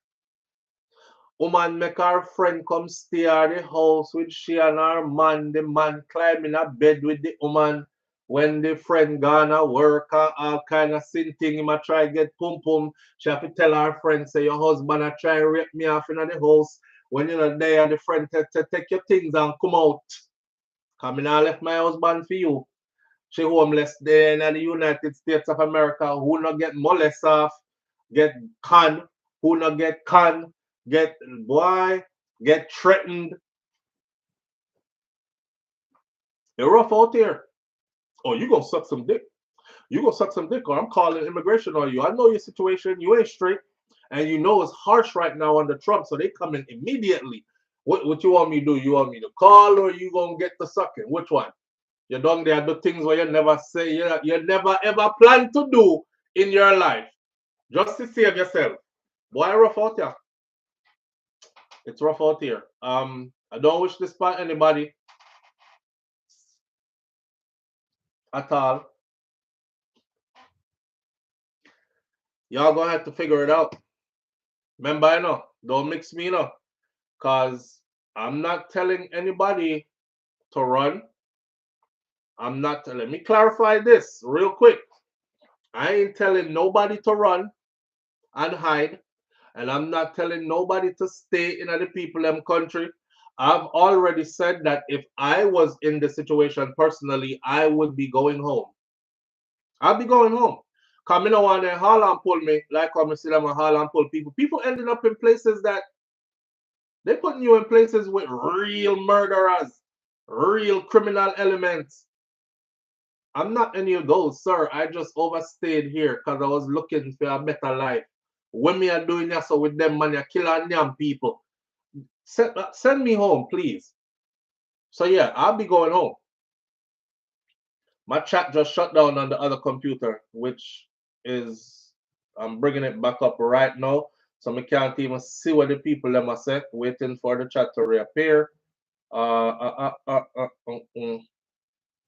now. Sorry to those who are in this situation. One thing I know though is this, right?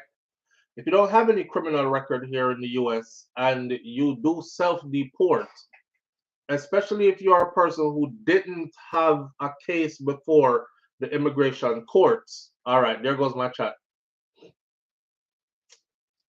Especially if you didn't have a case. Well, you say you bear witness with me? Thank you, come need it. BM. Thank you, BM. Come need it. Remember, this is his second border czar he appointed. The first one, Donald Trump appointed, he wasn't producing the numbers either. So, Great Goodies says, yeah, and what's going on behind the scenes is I was supposed to do an article on that, but I skipped the information. I figured you guys probably wouldn't want to know about it, so I'll just say it in passing. So, they're giving them quotas. That's why you see the ICE agents moving so aggressively.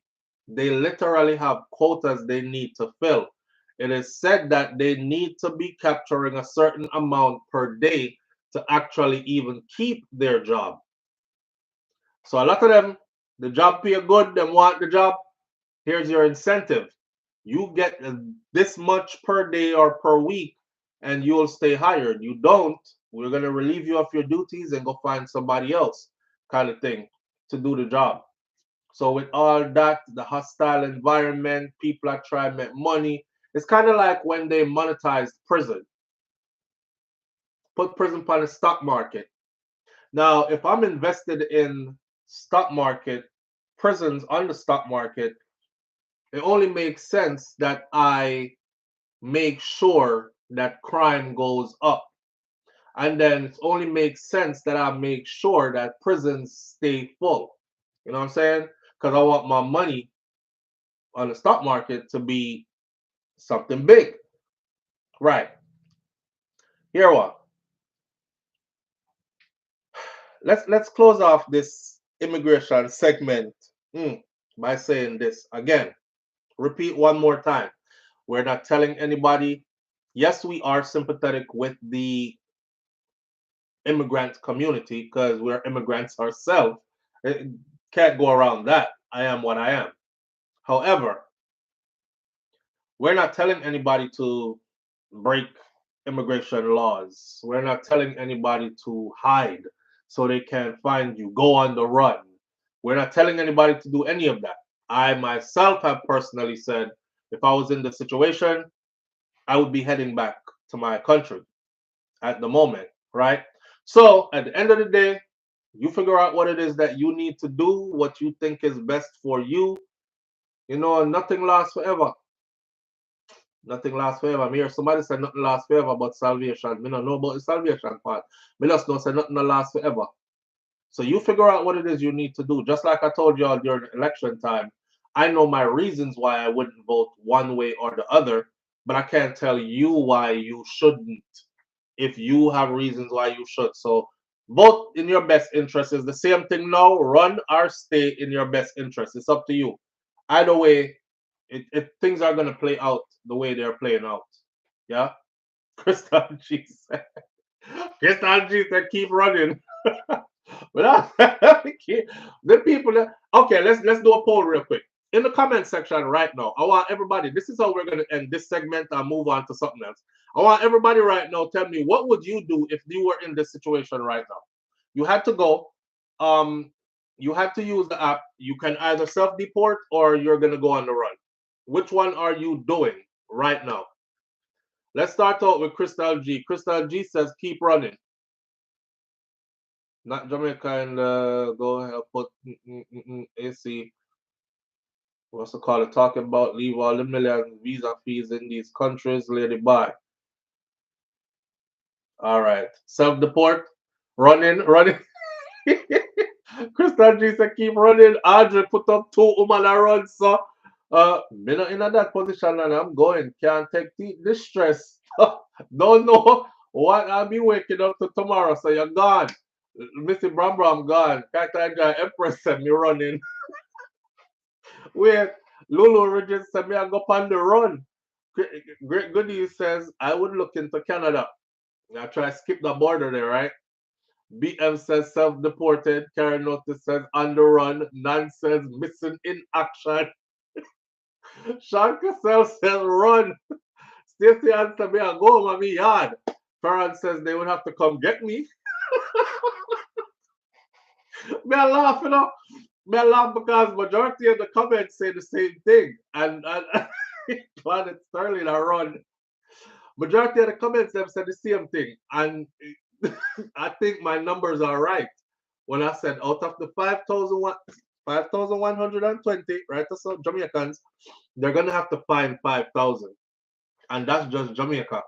Because me know them run just fire, yeah, run. Greg Goody says US too hostile right now, and we have 4 more years of this to endure. Pressure, you know. I have invested in Jamaica. I have to go, says BM. Boy, BM, you're luckier than some people. Because some people don't have nothing. Some people literally don't have anything in Jamaica. Nothing. They not even have family members or remember them. Some people run off so long ago, them not even all them family move were gone, other foreign countries. Them granny dead off, grandpa dead gone, the house somebody else living at, them can't go, they go live.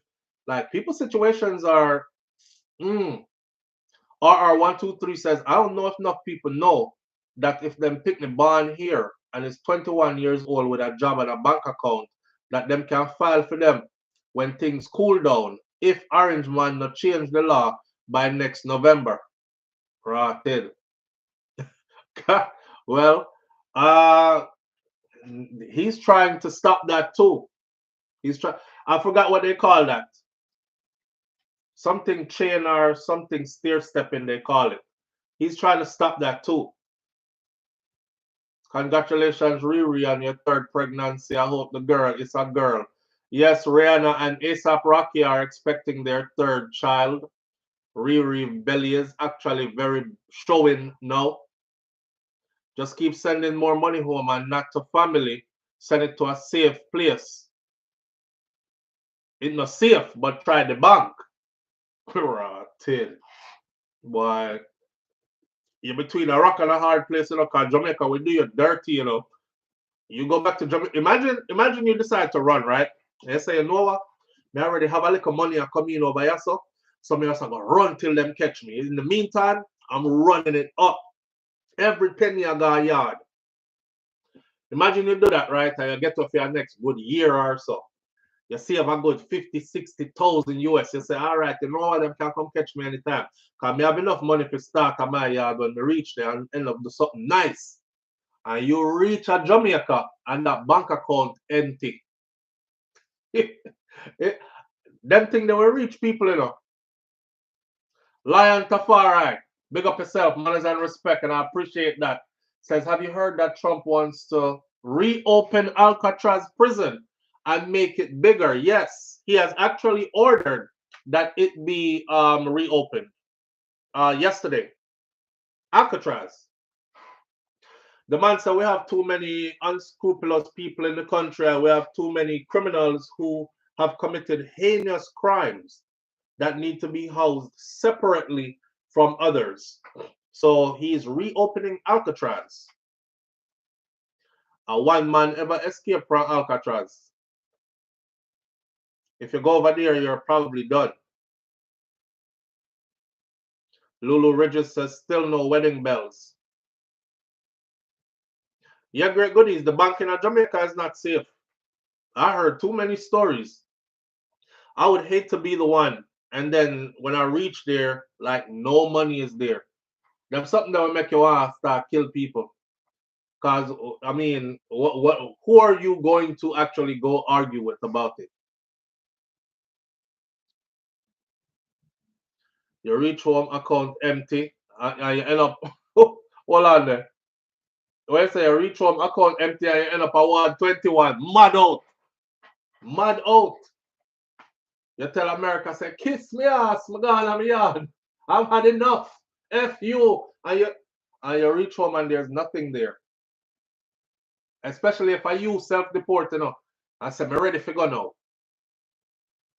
And when you self-deport and nothing no read, no dead, I have to tell yourself, say, John, no, if me didn't know this, me could have stayed a little longer and actually make sitting there. I know you can't go back neither. No, sir. Somebody at the yard clean out your bank account. Or one of the people them at the bank clean out your bank account. It's a business. Soon they will house FBAs out of the country. Foundation of Black Americans. Oh, they're about to get their piece too in a minute. Watch. My sister has been saving in Jamaica for 20 odd years and it's okay. Boy, Dorothy T, is she in touch with her money?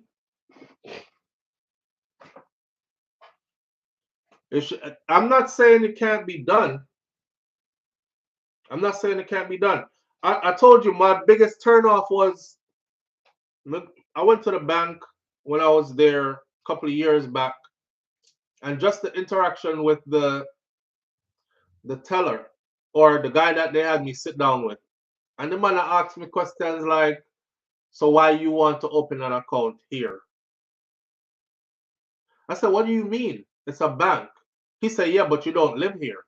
So why do you want to open an account here?" Now, I find his line of questioning, I found it weird. But you know, I said to myself, say, maybe a lot of people are into scamming. A lot of people are trying to like legalize their illegal money and wash their money through an account or something like that. So he's throwing these questions at me. Okay, I'm not going to act like I'm offended or nothing. Eventually, I end up telling him, because I was trying to put on my best, I was speaking normally. And then I started trying to put on my best patois voice. I hear me now about, all right, down that's my born and growing up. Out of Christian, I did there, you know. I want bank, the bank where they right there, so where you turn for go down the little hill there. And me, I say, all right, down that's my born and growing up. And the guy looked at me like, you could put on your best patois all you want to. You don't live here, sir. You're actually not from here. So, you know, and I was offended. And then him start asking things like, and lucky enough, I actually had these things on me. I told the story before, so I'm gonna have to try to remember it. This is how you're gonna know some story true. As we were leaving that day to go to Jamaica, we checked the mailbox, and a couple of bills did in there. And me look on it, you know, like when your light bill come on, water bill come and stuff. And for some reason, me look on it, and I usually carry my bag on my side. And me just stuff the bill them in my bag and left with the bills. So when I was there in Jamaica, this guy asked me, he said, I would need your US driver's license. I said, boom, I have that right here. Do you have a passport on you? I said, boom, I have that right here. Him say, I'm gonna need, I found him asking for things that unless you had this planned coming, no way, because nobody usually walks with a bill unopened. I had 2 bills in my bag. The first bill when I pull out, it did open. He said, I'm gonna need a bill that goes to your address overseas that matches the address that's on your driver's license. I say, I got that. First bill I pulled out, it was opened already. I know you open your bill and say, let me see what the light bill is this month or something like that. Jesus Christ. You close it back, right? So I opened it, I pull it out the bag and I say, I got that right here. He said, that bill is opened already. So that paperwork could be falsified. So I would need a bill that is still sealed. I had the bill that was still sealed. And I pull out the bill that was still sealed. And when I pull out the bill that was still sealed, I said, this is weird. This is super weird because nobody would think to walk around with the bills from the US if they're coming to Jamaica on vacation. And to remember, don't open it because them want it unsealed or them want it sealed, not unsealed and all this. And that's when he asked me, let me ask you, why you want to open an account here? That's when that came in. After asking me all those things, and I said, you know what? It's all right. It's all right. And I got up and left. I got up and I've never heard anybody else say that's regular stuff them ask you for. You know? So the more they asked me, the more super paranoid I was becoming until me open the bill, me take out the bill game and the address match and everything, and him say, oh, that opened already. I would need a sealed bill. I felt like he was trying to discourage me. So I pull out the sealed bill and it still wasn't enough. Let me ask you why you want to open an account here. I'm thinking here at this branch, this location. He said, no, in Jamaica. Why you want to open an account in Jamaica? Me I said, me born and grow right down there, so you know.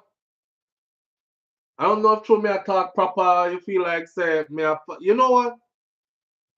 It's all right. It's all right. And I got up and left. Even I was weary, but I guess I got discouraged. He was warning you, little bro, says Missy Brown Brown.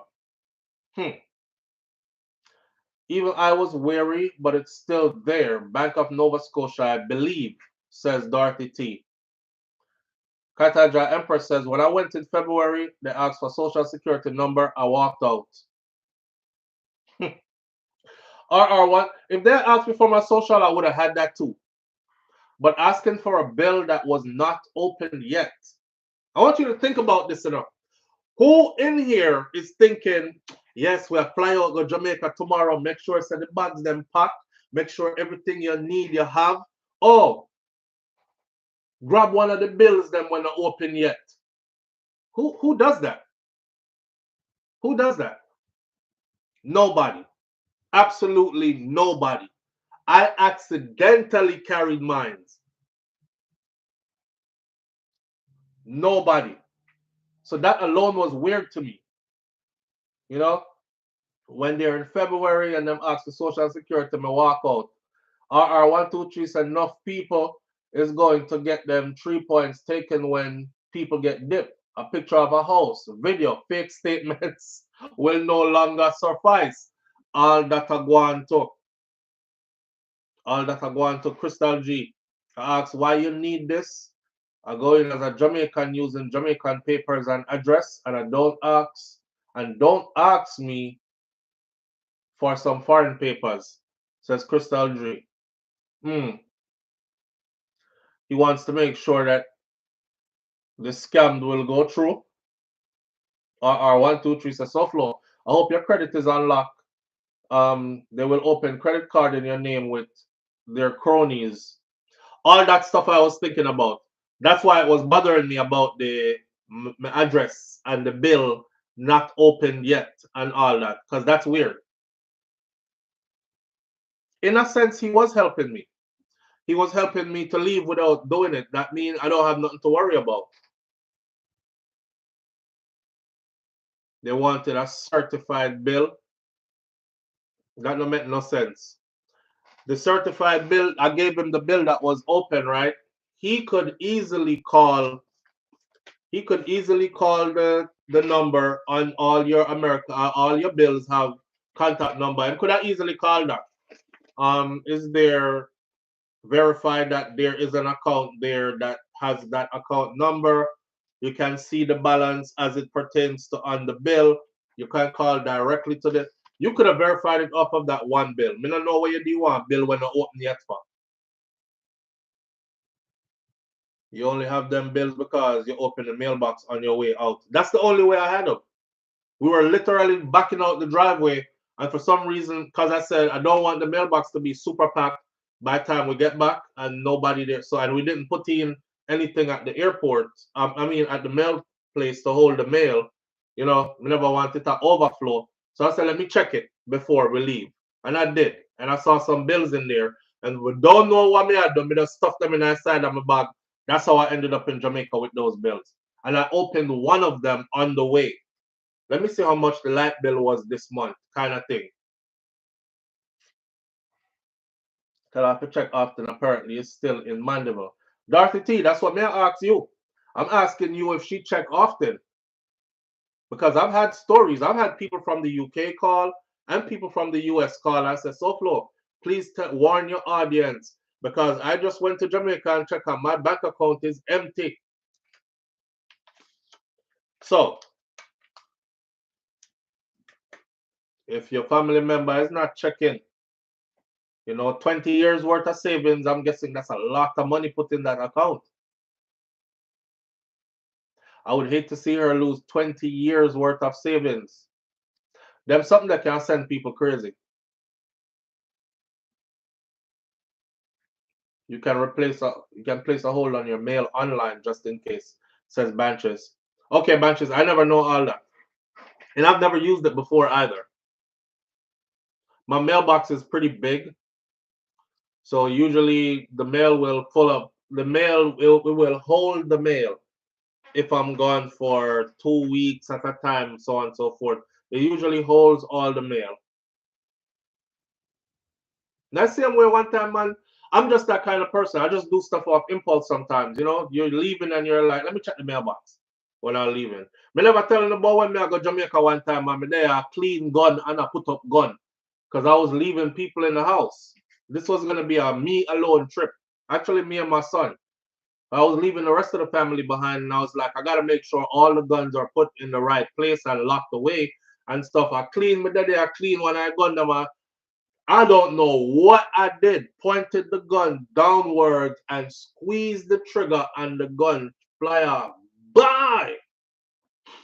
There goes my trip to Jamaica. Almost lost my foot too. So I just did it off impulse.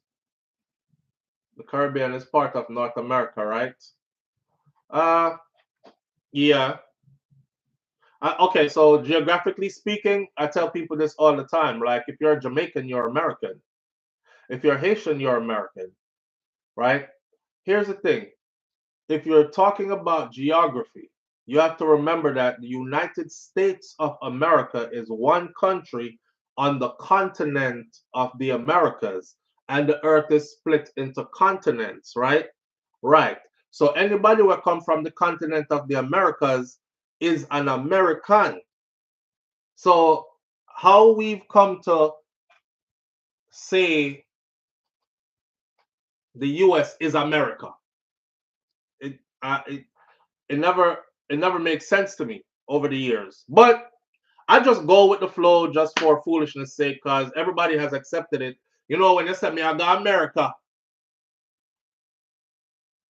most Jamaicans automatically think you're going to the USA, because that's what we've come to associate America with. But the Americas is a continent. And you, by definition, are American because you are Jamaican, born and raised on the continent of the Americas. Just like those who are born and raised on the continent Asia, they're Asians, right? Africa, Africans, so on and so forth. So, but we're not going to go into all that later.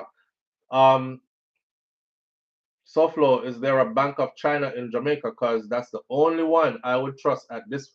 Me not trust no Bank of China. I'm here to tell you. Do the unicorn, I'll trust them to do mechanic on my car. Yes, because if them frig it up, me can go right back up there.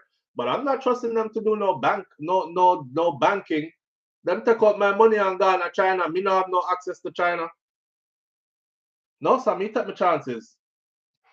At least me can go to Jamaica, and if them people money, me can see the people them fling 2 big stones through the window them at the bank, mash up the bank. See the people them point to them, hey boy, you see all you better come on road, me know it's what you live, Me can go argue with some Jamaican about my money. But them China people take your money and go to China. Who you know China? Lucky you never take off your big toe clean, says Audrey. Audrey, me almost lose my foot. My whole foot. Yeah, I remember, boy, when the gunshot licking up, the blood starts spray like when them stab hog, when them all slaughter hog a country. The blood starts spray, and every time I step, the blood would shoot up like a bus pipe. and just wet up the wall beside me. I wet up the wall. I was trying to run down this hallway to go out the house. Wet up the wall, wet up the wall. So I stop push part me there and I said, pass me a t-shirt quick. And she passed me a t-shirt and I tie off the foot. Right there, so I went straight to the car. I was like, drive me to the hospital, drive me to the hospital. You know, my mind, me said, me I got dead. I was so much blood. Ooh, me I lose too much blood, me I got dead. I'm panicking, but I'm not panicking. Cause everybody else around me was panicking. So me know with the shot, I could go on like me now panic. You know, so drive me go to the hospital and me reach at the hospital. They took me in quickly. The doctor looked with a face of, you know, when you can look on them face and tell something is about to go really wrong. Mr. Me, I come out there with 1 foot to rotting. He said, you're not in pain? I said, no. Cause I never feel nothing. That's why I tell people, when you see some people get 4, 5, 6, 7, 8 gunshot, them stop feel them the gunshot, them never ever feel them actually. You feel them after, if you live. So me I look on my foot and my foot is doing all these things. By the time I went to the hospital, my foot swelled up big, so I had a hole in it. And my daddy I said, yeah, look on the foot, you know, and me I said, remember them old reggae song that when them used to say, copper shot make you swell up on all these things. And me I say, yeah, I can't see it, cause boy, look how my foot swell up big. And me I say, my foot numb. That means that the foot mash up, you know, them will take you off. Cause you can't feel it or nothing. And I'm wiggling my toes like this, and they told them, nah, wiggle.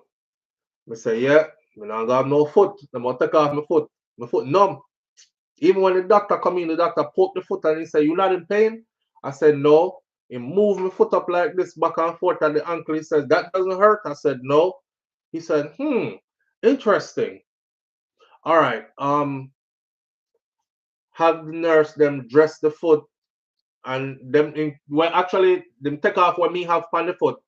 Call X-ray in first, take off what I had on the foot, then do some X-ray of the foot, and had the nurse dress the foot more proper, clean it up and dress more proper, a temporary dress until him come back with what he was going to do from here on. The whole time in there, prayer me, I said, damn, because you lose your foot, brother, you're going to end up with 1 foot now for the rest of your life. The doctor came back in like, quick, in like 30 minutes, him come back. And him say, somebody must be looking out for you because you just shot through the most boniest part of the body and not one bone was hit, no ligaments, nothing. And it went straight through, nothing was hit. You should be fine. We're going to clean you up, dress you up, and keep it elevated, blah, blah, blah. But I'll be honest with you, when I first saw it, I was thinking amputation, below the ankle, amputation at the ankle.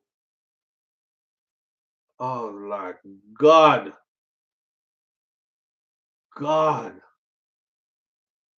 The man says somebody must be looking out for you because you just shot through the most boniest part of the body.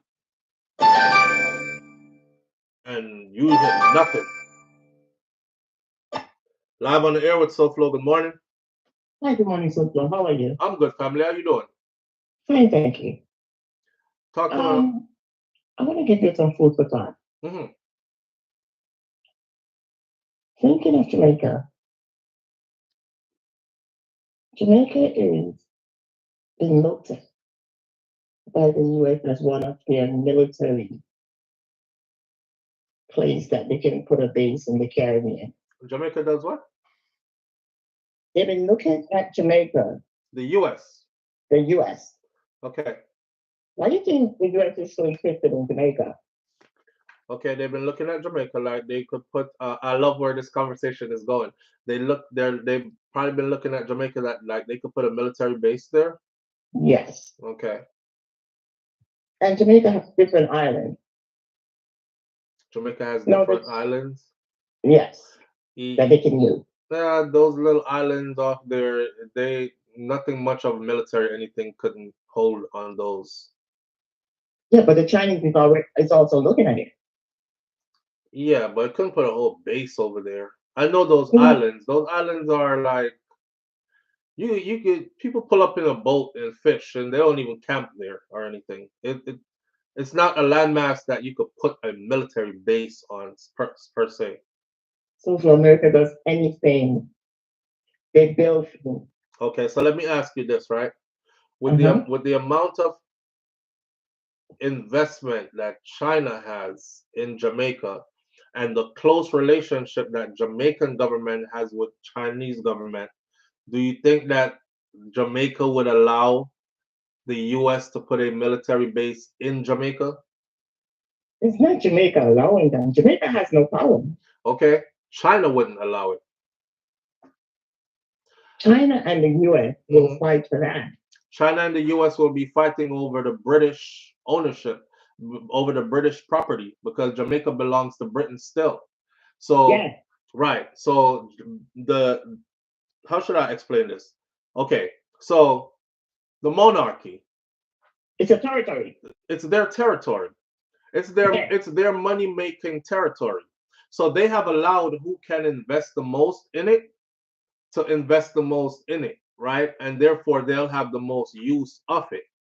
But they're not going to allow the US to go to war with China over putting a base in Jamaica. It'll just be a no and a hell no. Right. That's just my thought. It's just my thought also. Right. Very interesting though. Very If look interesting. look at the Secretary of State was in Jamaica. I think why they're in Jamaica so much though, they explained it to us already. This is why I wanted everybody to listen to the video. It was painstakingly done. It was almost an hour. I sat and I watched Yes. sat and watched the press briefing when the Mm-hmm. Secretary of State Marco Rubio was heading to Jamaica. They outlined exactly why they were heading to Jamaica, and I wanted to educate my audience because they were telling us to our face what they were doing there. So, on the part of national interest and security, Jamaica is a hub, a stronghold, so to speak. So, for instance, when enemies of the US start gathering up in Jamaica to the US, that is their enemies gathering right in their backyard. Right. Right, which would make sense that they pay attention to, which would make sense that they also have some level of influence as to what Jamaica does or who Jamaica deals with and to what extent they deal with them. Because if Jamaica ends up having blind loyalty to, let's say, the Saudi kingdom and they are against the US, or blind loyalty to China and China becomes an absolute enemy to the US, then they could strategically use Jamaica as a point to get in and out of the US as they please. That's exactly what I'm thinking. Yeah, but they told us that to our face. That's no Okay, so guessing. then there's nothing to rule out. You know how the US works. There's nothing to rule out them putting a There's nothing base to in rule out. Jamaica. We don't have any power in Jamaica. Yeah, We are but part of North America. Don't forget that. yeah, I don't see. This is why I don't see Jamaica. I don't see the U.S. putting a base in Jamaica though. I don't even see the U.S. wanting to put a base in Jamaica. You know why? Who knows what the US want to do? Okay, true. True. There's deals always in the back rooms. But like I said, right? I don't know if y'all remember this. In my time in service, I saw this glass case. Y'all remember that story about the glass case? Mhm. Okay, Jamaica is no threat. Even if anybody established anything, there is no threat. It'll be wiped off the map in like less than that's an easy job. So they're not worried about it. The only thing America will be worried about is keeping an eye on it, seeing what's developing there, and trying to steer that in their direction. That's it. It wouldn't be But that China serious is that they there. want to put a base there. Yeah, but China's there. Yes, China is there, but they know what China is doing there. You really think? Yeah, I really think. They know what China is doing there. Who owns the port? Who owns the ports? Uh-huh. It's run by Spanish people. Mexico, not China. Who knows what comes into the port? The people there, The U.S. don't. but the U.S. don't care. That's the thing. The U.S. don't care. The U.S. guns are coming into those ports, and a lot of money is being generated for those guns, which the cash is flowing back into the U.S.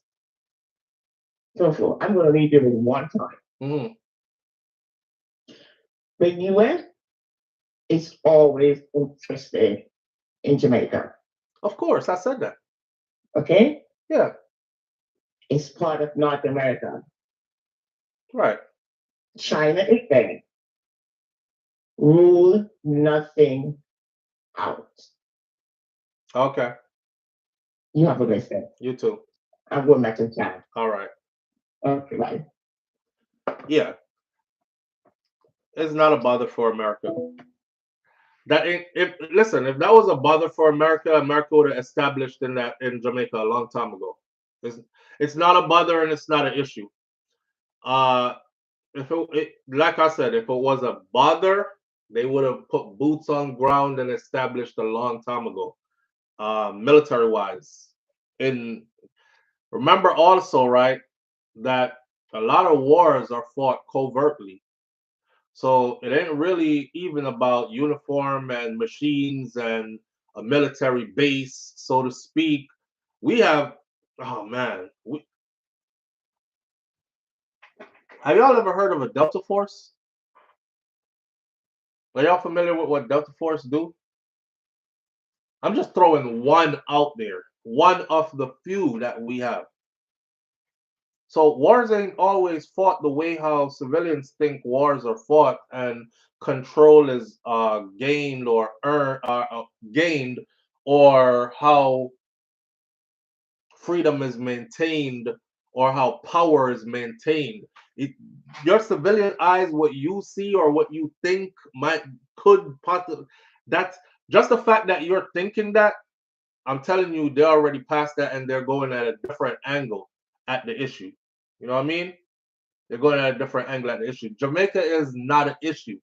If Jamaica was an issue, it would have been, they would have been stepped on it already. The Chinese are there. They're doing business there. The Jamaican government is working with them. You best believe the U.S. from way back when till now has been paying super close attention to everything that's going down there. Right. Right. I watch a lot of movies, says Audrey. They have the movie. Crystal G says Conjure has to be out for the Chinese to lose some of the influence. Missy Brom says, I believe I can fly. I believe I can touch the skies. Mervyn the Point, Jamaica Curse said U.S. is more concerned about China influence in the region. U.S. not worried about their presence. Live on the air with SouFLo. Good morning. SouFLo, my brother. What go on, bro? My day, I'm aye, up full. I'm a daughter of one man chat the up on top. I try to go for but what man said? Yeah. You know, we always want to have a conversation with you. Yeah. A little bit off topic. See. But about the military thing. Yeah. Why would you always want like America are the best when it comes on to like everything military? Why? Because we do things and prove things already. And we do things and prove things already. Yeah. No, would I say the same thing when the other countries need to. Other countries test we and find out. Test we and find out. I really go invade the people them to do what they want to do. Which one of them? Even then. So them not should have invade we back then? If them bad like that, invade we back then? If them bad like that. Yeah. Why like I will agree, but you also said something a while ago against too. Remember 9/11? No attack, No, brother. See, you're not draw me another one there, but I'll tell you this. Read between the line here. Read between the line here. Because not everything for talk. What may I say? Yeah. True. There is a bit, me have family member who are in our military. And we have this conversation all the time. And your family member will tell you, say, we powerful like that. Yeah, but my family member also said, because when we talk, he must admit it, yo, indoctrinated.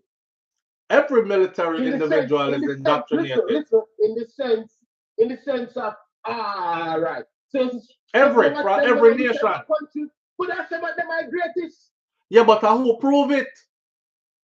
Now that me I tell you, we not only say it, bro. We go one step further. We prove it, and plus we not only prove it, we dare others to come prove. I want to know if anybody out there can hear me.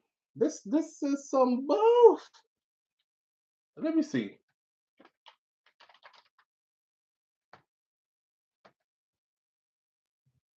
Can you hear me? Jano.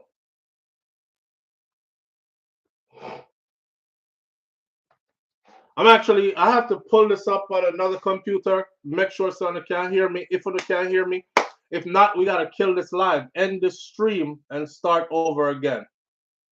Right? So boom, bang, bang. Let's go here. Let's go view your channel. Let's go to the live. Let's see. The chat box empty. Miss, we still here? Okay, Jolly Tapper, can you hear me?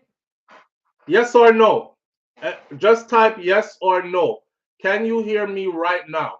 Yes or no?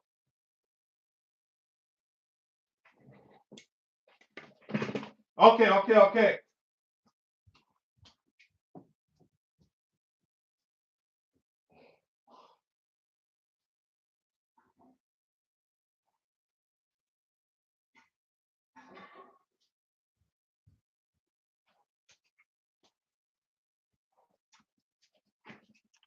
I had to go get some tea.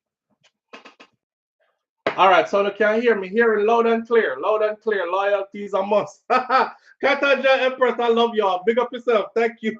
Thank you so much. I was actually trying to start over the live just now, do a whole different live, and it wouldn't let me do it.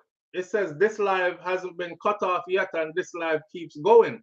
So I had to try to reconnect this live, and it took a while, but it reconnected. I didn't think it would reconnect. No military talk, King Biggs.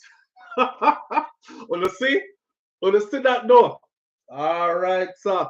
All right, man. We're gonna come off of the military talk thing. I'll talk about other things. I think there are. I'll say this. I think there are words. What I know is this, right?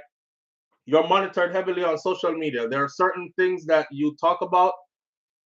Now they're not listening. People not listening to your whole conversation. Nobody not gonna listen to your pack up grip and go around this one, put on, this and makeup and that. They look for little words. They're called trigger words or code words. And anytime one of those trigger words, yeah, Missy. Anytime one of those trigger word or code words go off, then they zoom in, and then you will see weird things happening on the internet. We've known this for a while, right? We've known this for a while. Anyhow, here we are. We're back. Shout out to the people who hung around until we got back. Oh man. You see what five up caused this enough. 5 up, 5 below caused this. Colleen with him but a little bit off topic, but stop cussing act mad like Maka. Oh man. Yeah. All right, here we are. So we're gonna add this one in there today. I just want to see where everybody is at with this. There's a no me afraid for going to the topic, but me I gonna go anyway. So we are back. Let's Bond TV. Yes, we are back. You see what you cause? Are you cause this enough, bro?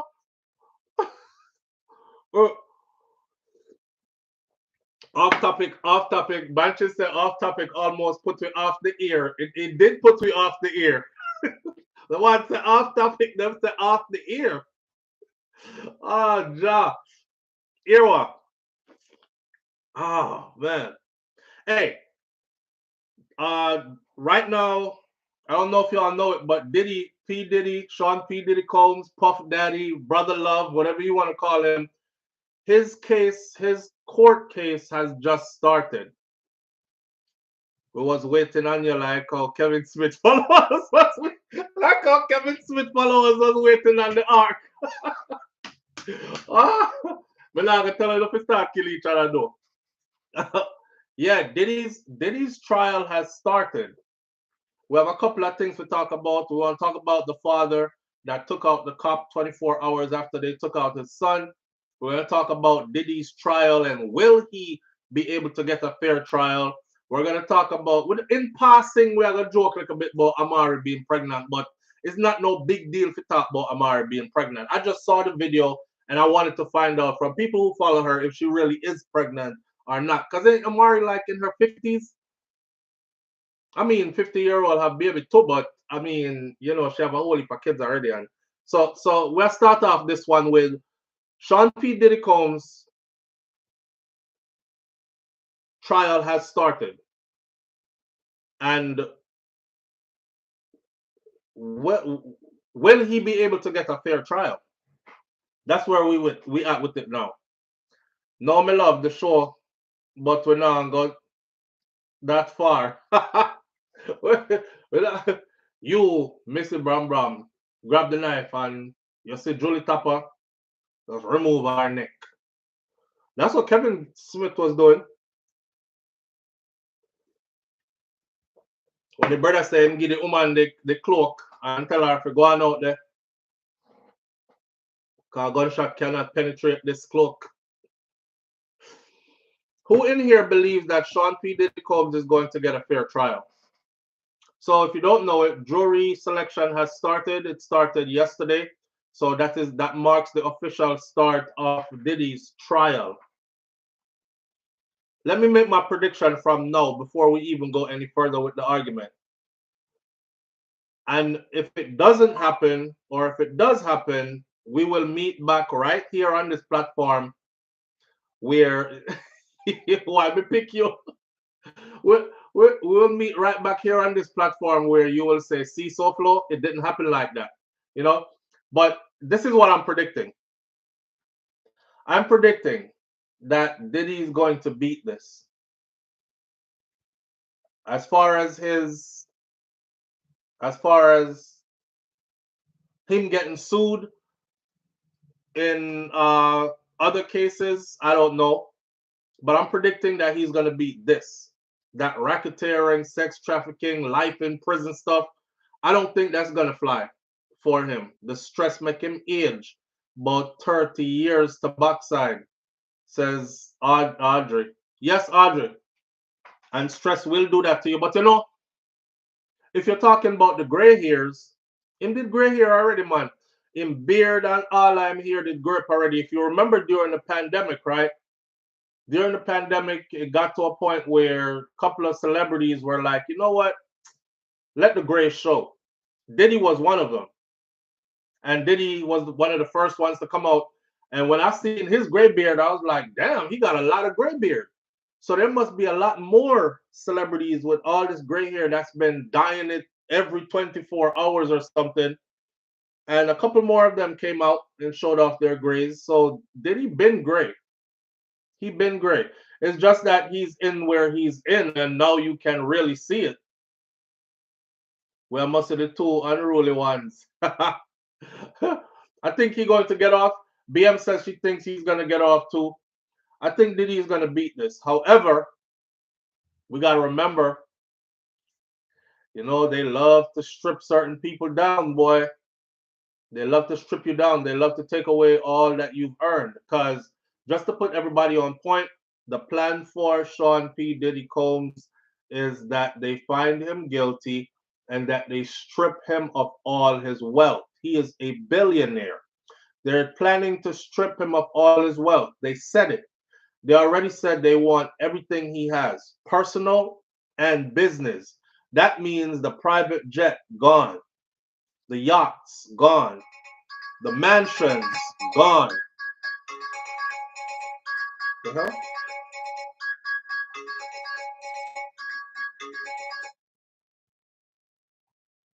the mansions, gone.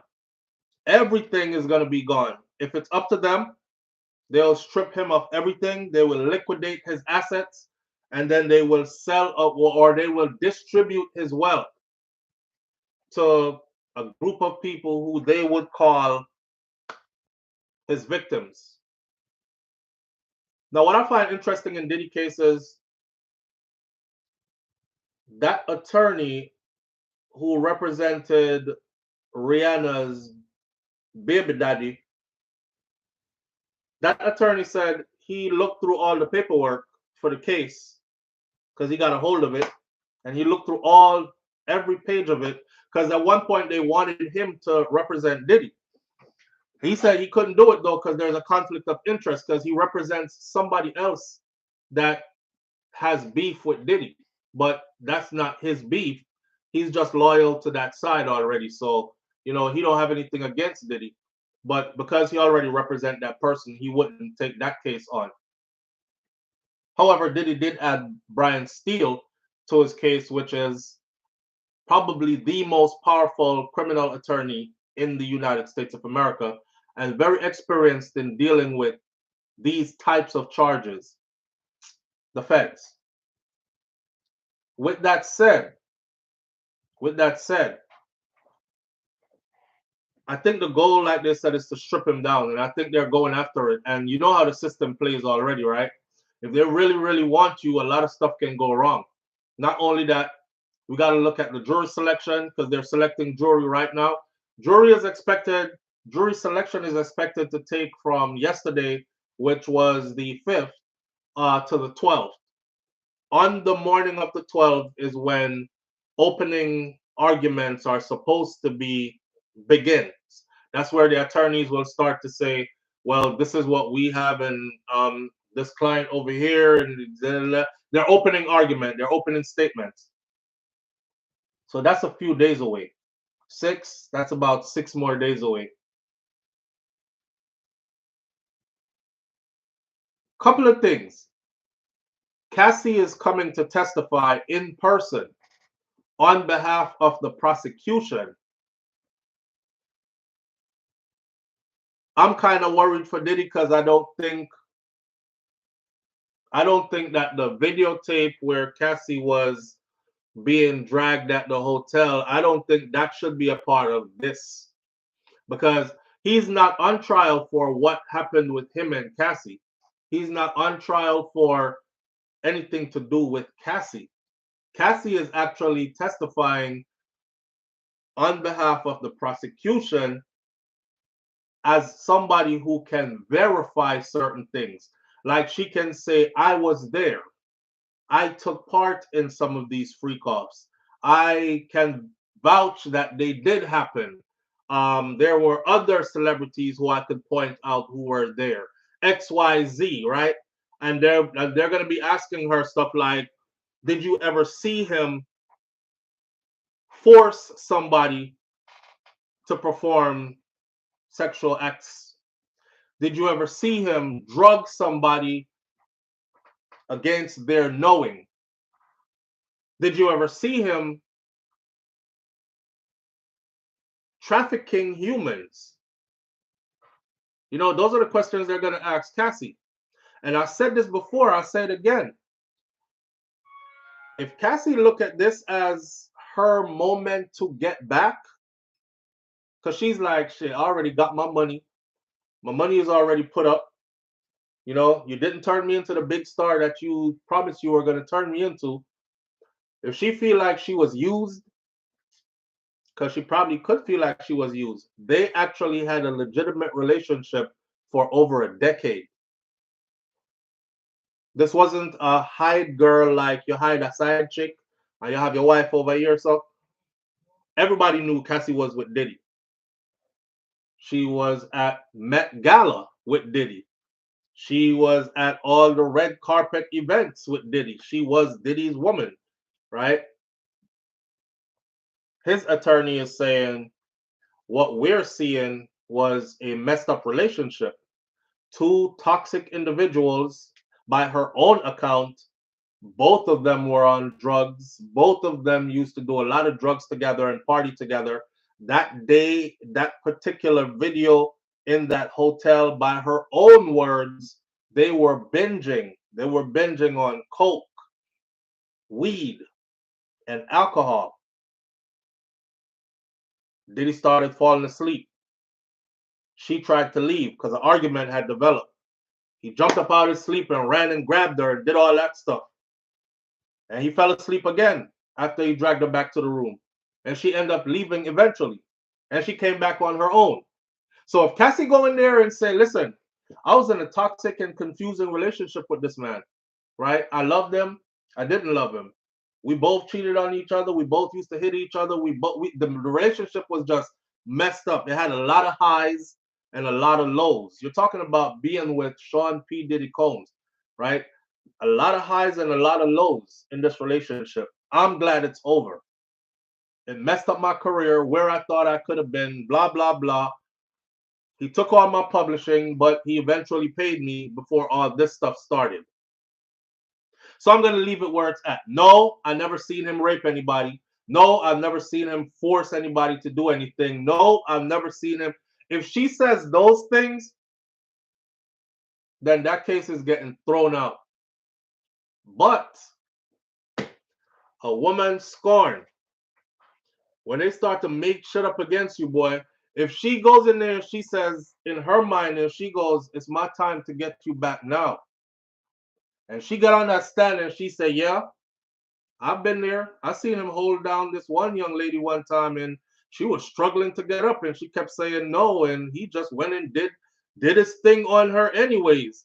You know, I was scared myself and I've seen him beat this person. I've seen him lots of drugs go that way and come. He was smuggling drugs. He was smuggling people. He was washing money, racketeering, all the other stuff he's charged for. If she ever get up there and say all that, she's going to be viewed as a credible witness. The power of that piece of video can tell a story about something that never happened and make it look like it did happen. Know what I mean? Right. Once the jury sees that video, it's going to strike their emotions in a different way. Live on the air with SouFLo. Good morning. Yes. I just want to say one thing.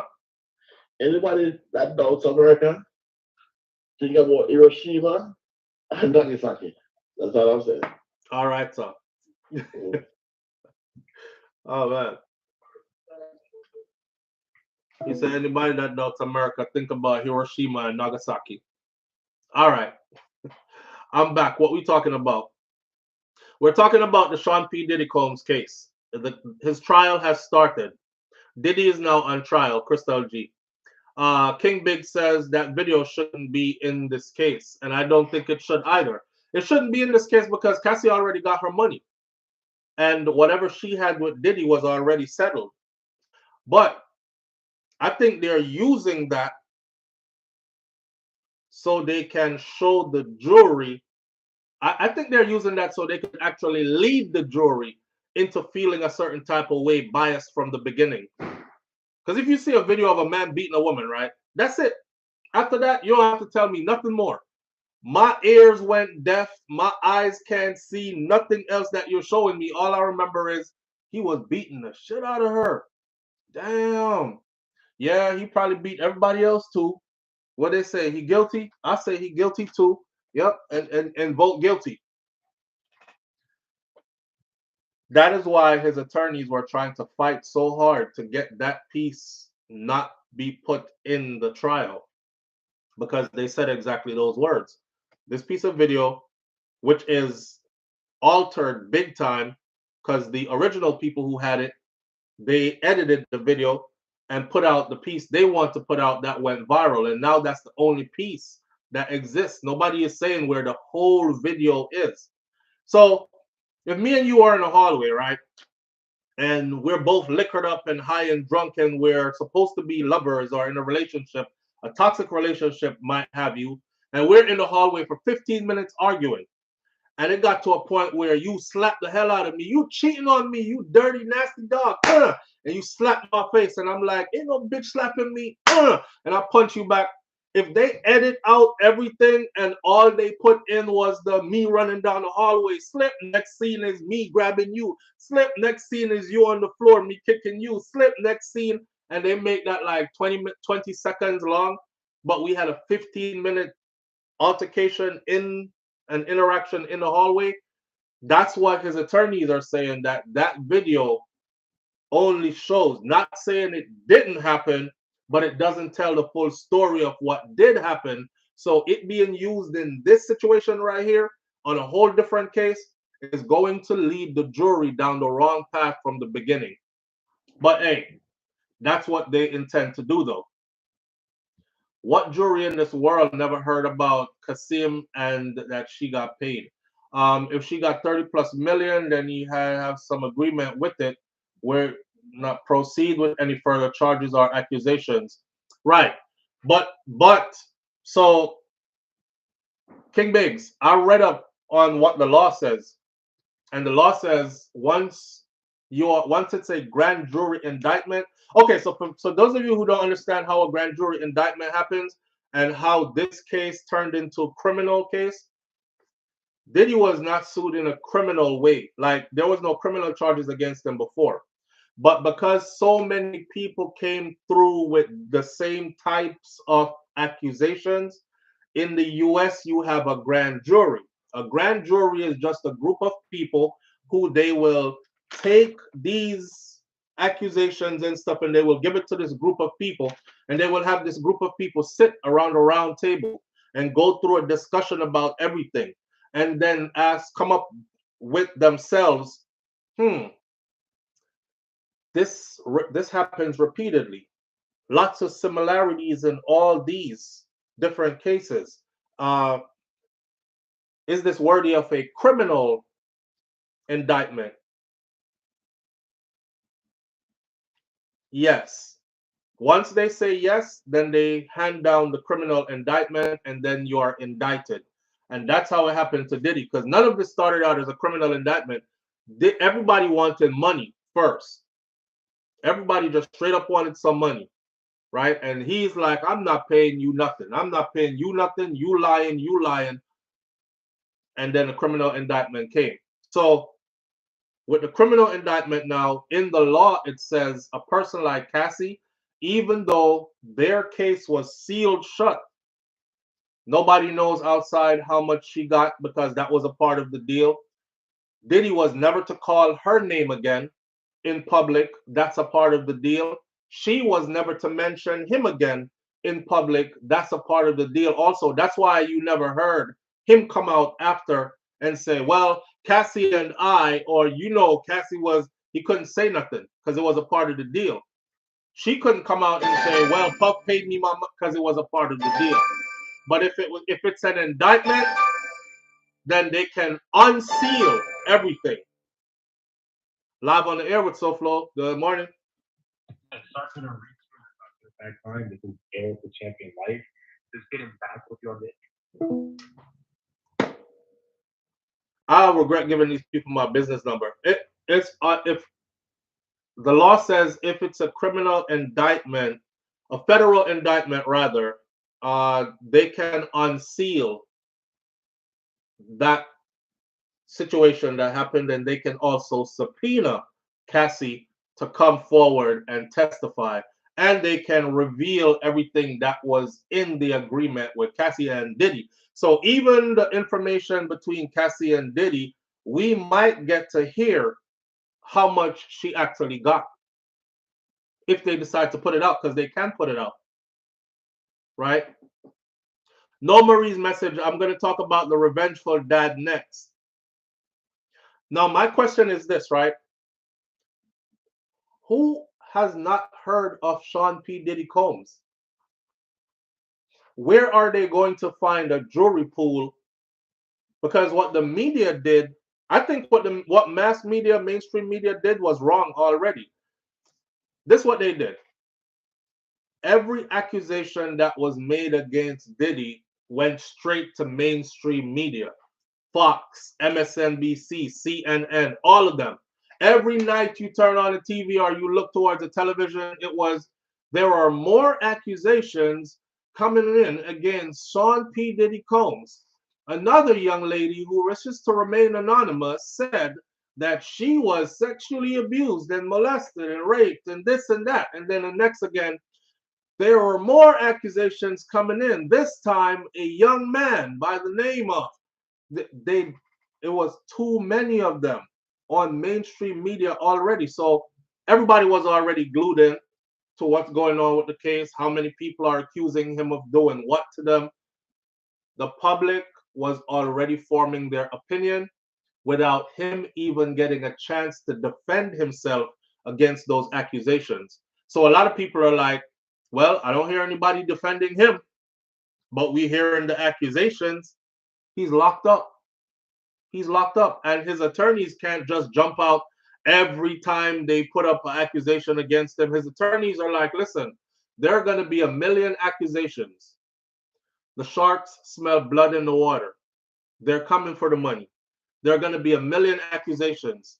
Mr. Combs wants his day in court, where every accusation needs to be backed up by solid proof or be thrown out. And until then, he still says he denies all these accusations and we'll see you in court. That's all you could say. He can't jump up every minute and say, that one's lying. Yep, another one's lying. Yep, another one's lying. Yep, another one's lying. Too many of them. I think Tony Busby alone had like 22 cases and claimed that he had over 100 and something persons contact him and give him stories about how they were done by Diddy, some sexually perverse way by Diddy. And he already has 22 or something cases of ones that he has vetted, found to be reliable or believable, and is pushing forward to pursue. This is the same Tony Busby who put Jay-Z's name in it. And Jay-Z wiped that up real quick. Hired private investigator, wired that up real quick. Had the female saying, okay, I admit it. My original story had only Sean P. Diddy Combs in it. The lawyer told me to put, Tony Busby told me to put Jay-Z's name in it. And I'm saying to myself, if this person's name, if this person can say that attorney told me to put that person's name in it, how come they just took out Jay-Z's part but still left the Diddy part as credible and going ahead?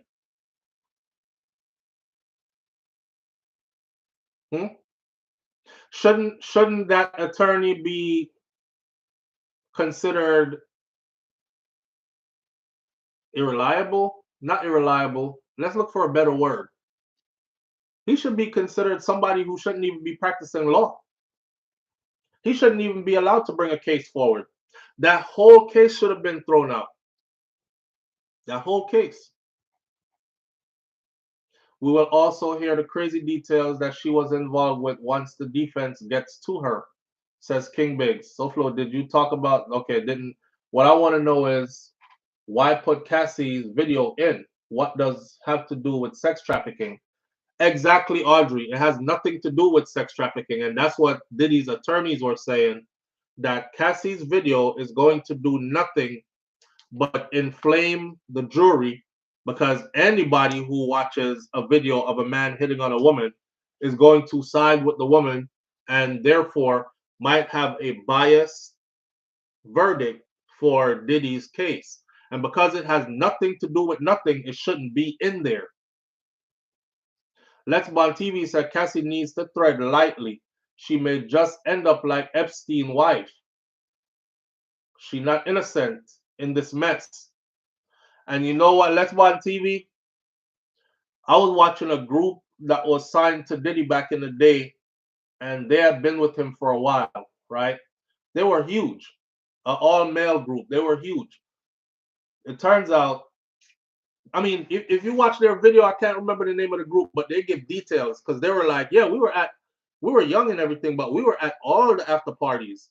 Matter of fact, one of the singers of the girls group that Diddy had used to date the lead singer of that male group, and she just came out with her own accusations against Diddy. And dude was saying, yo, it turns out the whole time Diddy was like hitting his girl behind his back. And here I was thinking we were family, but I was so young, you know, I was like 20, 21, and she was a bit older than me. She was like 28, 27, 28. You know, she was a bit older than me. So I didn't really, I was new, I was green to the world. I didn't, it wasn't 112, Kaita Jah Empress, it was another group. They were actually crying recently on an interview. They were crying. It was the same group that said, oh, as much as they said, he said it like this. He said, as much as I dislike that man for all the things he did to us, like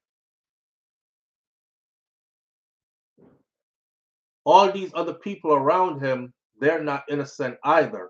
And Cassie, that's what they said. He said, and Cassie, come on now. Cassie got to understand that we're still here and we remember her because we were there before she even got there. And they detail how Cassie got there. They remember being in a meeting about the projects they were working on, and Diddy comes in the room and he brings Cassie in with her man, and he introduced everybody to Cassie. Team, this is Cassie. Cassie, this is the team. You guys are going to be working with her to get her stuff out there too. She's a part of the family now, just signed today, blah, blah, blah. And he said at that first meeting, Cassie's boyfriend was there, her man. And that's how Diddy got to Cassie. And then next thing they know, they were like, you know, next thing we know, we end up at another event and we would see, the more we saw her, the less we saw of her man, until it was undeniable what was happening. So we were looking at each other like, oh shit, he fucking her. And her man over there in the corner. And it got embarrassing for her man, so he stopped coming around, and Diddy just cuffed her and went public with her altogether, right?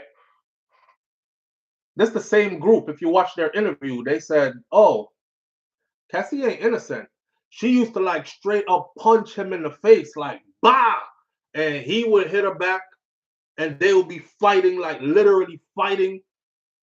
So she was violent too. She would like tear shit up, break a whole lot of stuff, punch him in the face, like out of nowhere, just a hard ass punch in his face, and he would start hitting her back, and they'll be fighting. And oh, them sex parties, she was very much a part of it. As a matter of fact, she would be like the instigator and ringleader of a lot of the sex parties and stuff. So it's gonna be interesting to see people who were there, who have a different account of what. Remember, I know me and you, we weren't there. We weren't there. It's going to be interesting to see the people who have a different account who were actually there, who can look at her and say, come on now, come on. You remember how you and him was. You remember how y'all were. Remember, we were there. We saw. He ain't no good person, but what the picture you're painting is not how it went. Kind of like that, right? It's day 26. Yes, Kaita Jah Empress, day 26. And he was dating Danny Kane. Yes. And apparently Danny Kane was having things going on with her and Diddy while he was her boyfriend. And he just found out about it. Woody. There you go. Woody from day 26. Thank you. Aubrey O'Day is the white girl from group Danny Kane. It was rumored that Diddy was sleeping with her too. Nah, it was rumored that Diddy wanted to sleep with her too, and she wouldn't give it up. And because she wouldn't give it up, she got treated the way she did. Basically, it ended her career because she wouldn't give it up. Yeah, that's the accusation. Notice we're saying that's the accusation. We were not there. But thank you, Kaita Jai Empress. He fired her. He used to say all kinds of stuff to her, though. He used to, you can't sing. Why you still here? Like, you raggedy as hell. Like, we need to do something about your image. I remember back then I used to watch, like, they had the competition thing going, and I would watch and I would be like, damn, if that's what it takes to get into the entertainment industry and to make it big, I wouldn't want to do it. Because he was, and then she was the only white girl around. And I'm like, why is she even there? I'm sure there's another route she could take. But these things that he was doing, it's not like they could sue him and be like, oh, he used to say these things privately and they would hurt her feelings. And no, these are things he said publicly. He said, if y'all go back and pull up some of them old tapes, he said these things to her publicly. Right. Wait there. Our man named Woody, and she still get to our man named Woody, and she still get to for more expensive wood. It was a more expensive wood she was featuring. And according to her today, that's not what was happening. She was being taken advantage of. That's what was happening. Listen, I don't see him as a monster, man. I honestly don't see Diddy no different from Hugh Hefner. I don't. There were a lot of young ladies who would throw themselves at Hugh Hefner because they knew what came with being in Hugh Hefner's circle would be. Because if you didn't end up with Hugh Hefner, the multi-millionaire with the Playboy Mansion, if you didn't end up with him, all you had to do was be chosen by him to be at one of his freak-offs. Oh, everybody start acting like Diddy is the one who invented freak-offs. Nobody ever heard of orgies before Diddy. Everybody is like, oh my God. Nobody ever heard of sex parties before Diddy. Oh, stop. The Playboy Mansion. People from back in those times, especially celebrities, they could tell you about the Playboy Mansion. I've heard stories from celebrities about the Playboy Mansion. There were those types of parties there. So if you wanted your girls to be top of the line, let me tell you the truth, right? In my mind, Hugh Hefner was a pimp. And he would pimp out young, fresh, and green. His pickings, he would pimp them out to celebrities. Because you had to be a celebrity of a certain stature in order to be invited to the Playboy Mansion. Now, once you get to the Playboy Mansion, you could decide if you just want to, have fun times, or if you're actually going to fall in love with one of those girls from the Playboy Mansion. And if you did, then you would have Hugh's blessings and you would end up marrying her and all that other stuff. Then he could say, I turned her into a millionaire because it was because of me why Kendra, I think her name is, ended up meeting what's his name that played in the NBA, and they ended up getting their own show. And Kendra, I think her name was.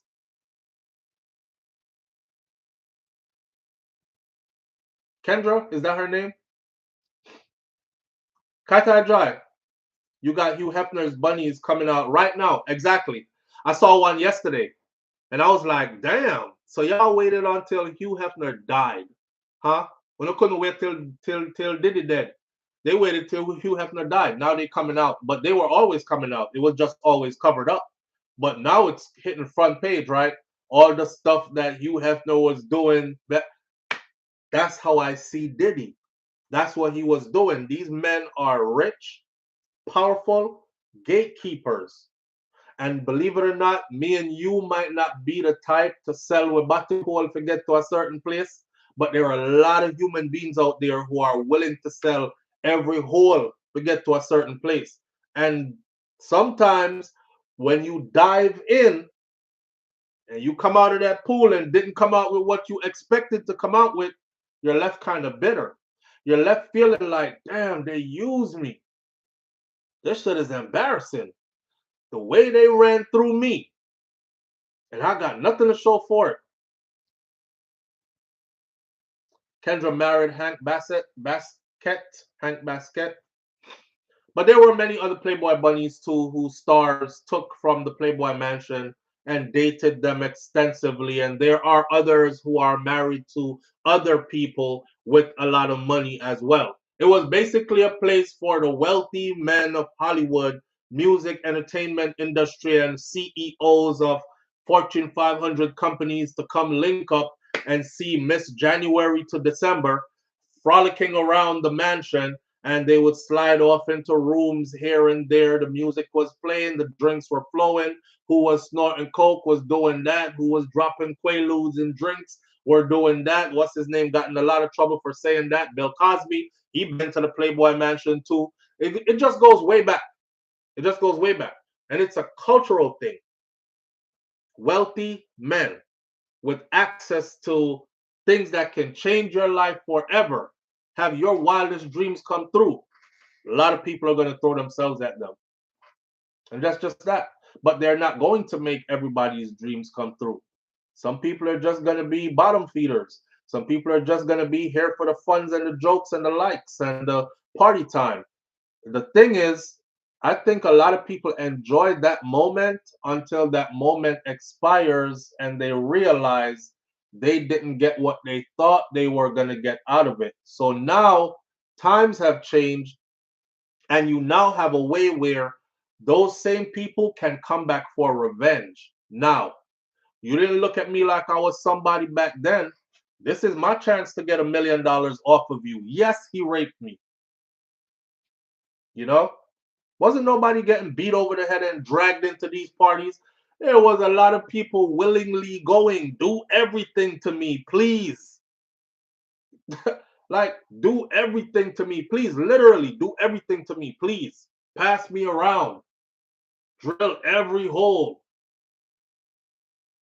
Too many. Too many. You know when you do something right, and then years down the road, you're like, Jesus Christ. I'm so embarrassed. Well, I haven't, but I'm guessing, like, say for instance, a girl in our young days.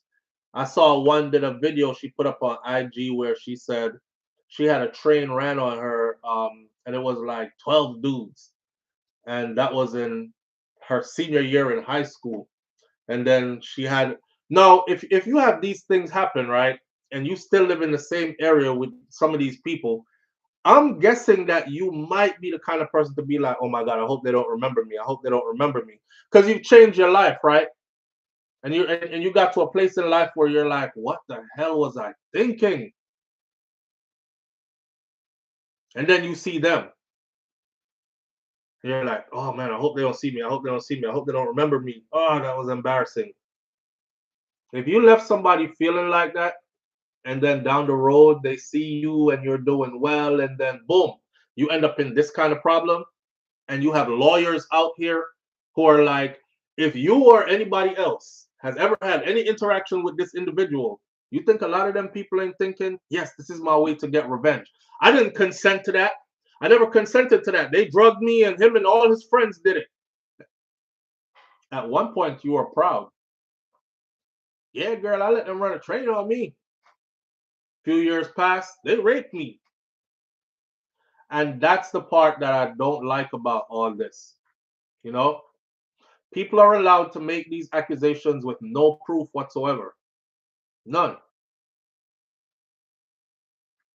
Honestly, and I'm not saying that stuff never happened to people or might not have happened to people, but at this point, just coming through just to say he did it and you have nothing to back up your story, because it has to hold up in court. And I'm gonna tell you what, that attorney that Diddy got, called Brian Steele. You see, when you have an attorney who must be new to the game or doesn't garner enough respect, or his peers don't look at him as top dog, they might be different for you. They might get away with some stuff. But for Brian Steele, they're going to have to prove these cases. They're going to have to prove these accusations. And although it looks sticky for Diddy, this is why I think he's going to be able to beat this. because they're going to have to prove each one of these accusations. Now, the lawyer, Joe Tacopina, that represented Rihanna's baby daddy, Joe Tacopina, that said he went through the paperwork and saw it. Even Joe said, I don't see how they can win. I don't see how the state can win. I don't see how the feds can win, because I went through it from front to back through every page. And one thing that struck me was the only victim I saw in all of this indictment is Cassie. Is Cassie. And he's not on trial for anything that happened with Cassie. So that part. All right. Audrey says the feds don't play fair. They don't. But we will see. Because that's why they have good attorneys out there who made their bones off of going head up with the feds. So we will see. We'll see. And whatever foul play is in process, I'm guessing it will be exposed. You know? At the end of the day, Diddy is a black man in the system right here. He has a lot of wealth that I'm sure they would love to strip of him. If you think of a bigger picture, think of this, right? He amassed all this wealth. We want to take that to make sure that he never passes that on to another generation of his. What we want to do is stop that generational wealth. Because if you think Diddy is braggadocious and straightforward and act like he got a chip on his shoulder, shit, he knows struggle. Imagine what his children are going to be like, swimming in all that wealth. And then imagine what his grandkids are going to be like, swimming in all that old money and wealth by that time. So we could stop it here today. And if he's found guilty, we want everything. Everything. BM says Cassie is not going to say too much. All I'm saying, BM, I hope Cassie remembers. Live on the air with SouFLo.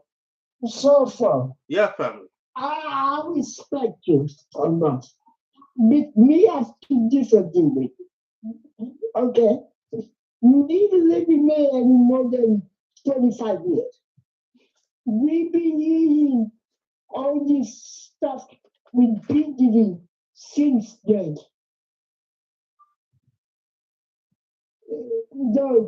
My case is you can't abuse women, you can't judge women, and I always used to tell my friends, these people need to get married and to relax and go home to their wife and their kids. You have money, and you messed it all up. And Sadie always said, we do not respect people who mess it up because this is a blessing of everybody gets money. Let me help you out, right? Yeah. Because I see you a little, right now you're looking like, you know when you're doing laundry and you have like a month's worth of clothes in the laundry room on the floor and you just lost in all that clothes, you're looking a little bit wrapped up. So let me unwrap you a little bit. Right? Check it. The minute you said, SouFLo, I respect you, but I already knew it was going south. Right? Check this out. You followed that by saying, you've lived there for over 25 years and you always heard stuff. Now, I'm going to ask you this. What part of that makes any of what you heard true? So by your reasoning, you've been hearing stuff, so it's true. And he should be punished because you've been hearing stuff for years. That's what you're basically saying. What you fail to understand, right, is this. Diddy been famous for a long time now. He been head honcho top dog for a long time now. We talking from way back when baggy clothes was wearing. Baggy clothes actually went out of style and came back in style. I think he been at this for the phone call cutoff. I think Diddy been at the top of the game for like almost 30 years now, right? 20 something, almost 30 years. Jacure get life, Crystal G. Where'd you get that from? Crystal G, where'd you get that from?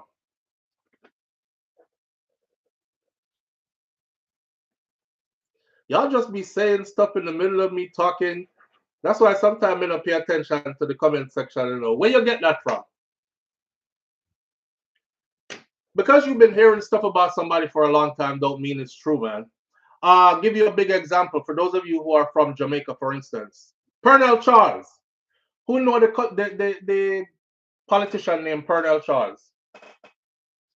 You know, sir, all throughout my growing up, me used to hear say Pernell Charles is a batty man. You never see him with a woman yet. Yo, the man that even have no picnic. And just boy him feature a young man. Listen, I'm a grown ass man in my 40s today. I heard that from me could have make sense of who Pernell Charles was. We are talking about 6, 7, 8 till now. And it's just now to rotted. I see pictures come out, family pictures and wife and children, and I'm staring at the pictures and I'm saying, yo, all when I'm son them, you know how Pernell Charles' hair has that gray and the gray looks styling? I mean, I say, Pernell Charles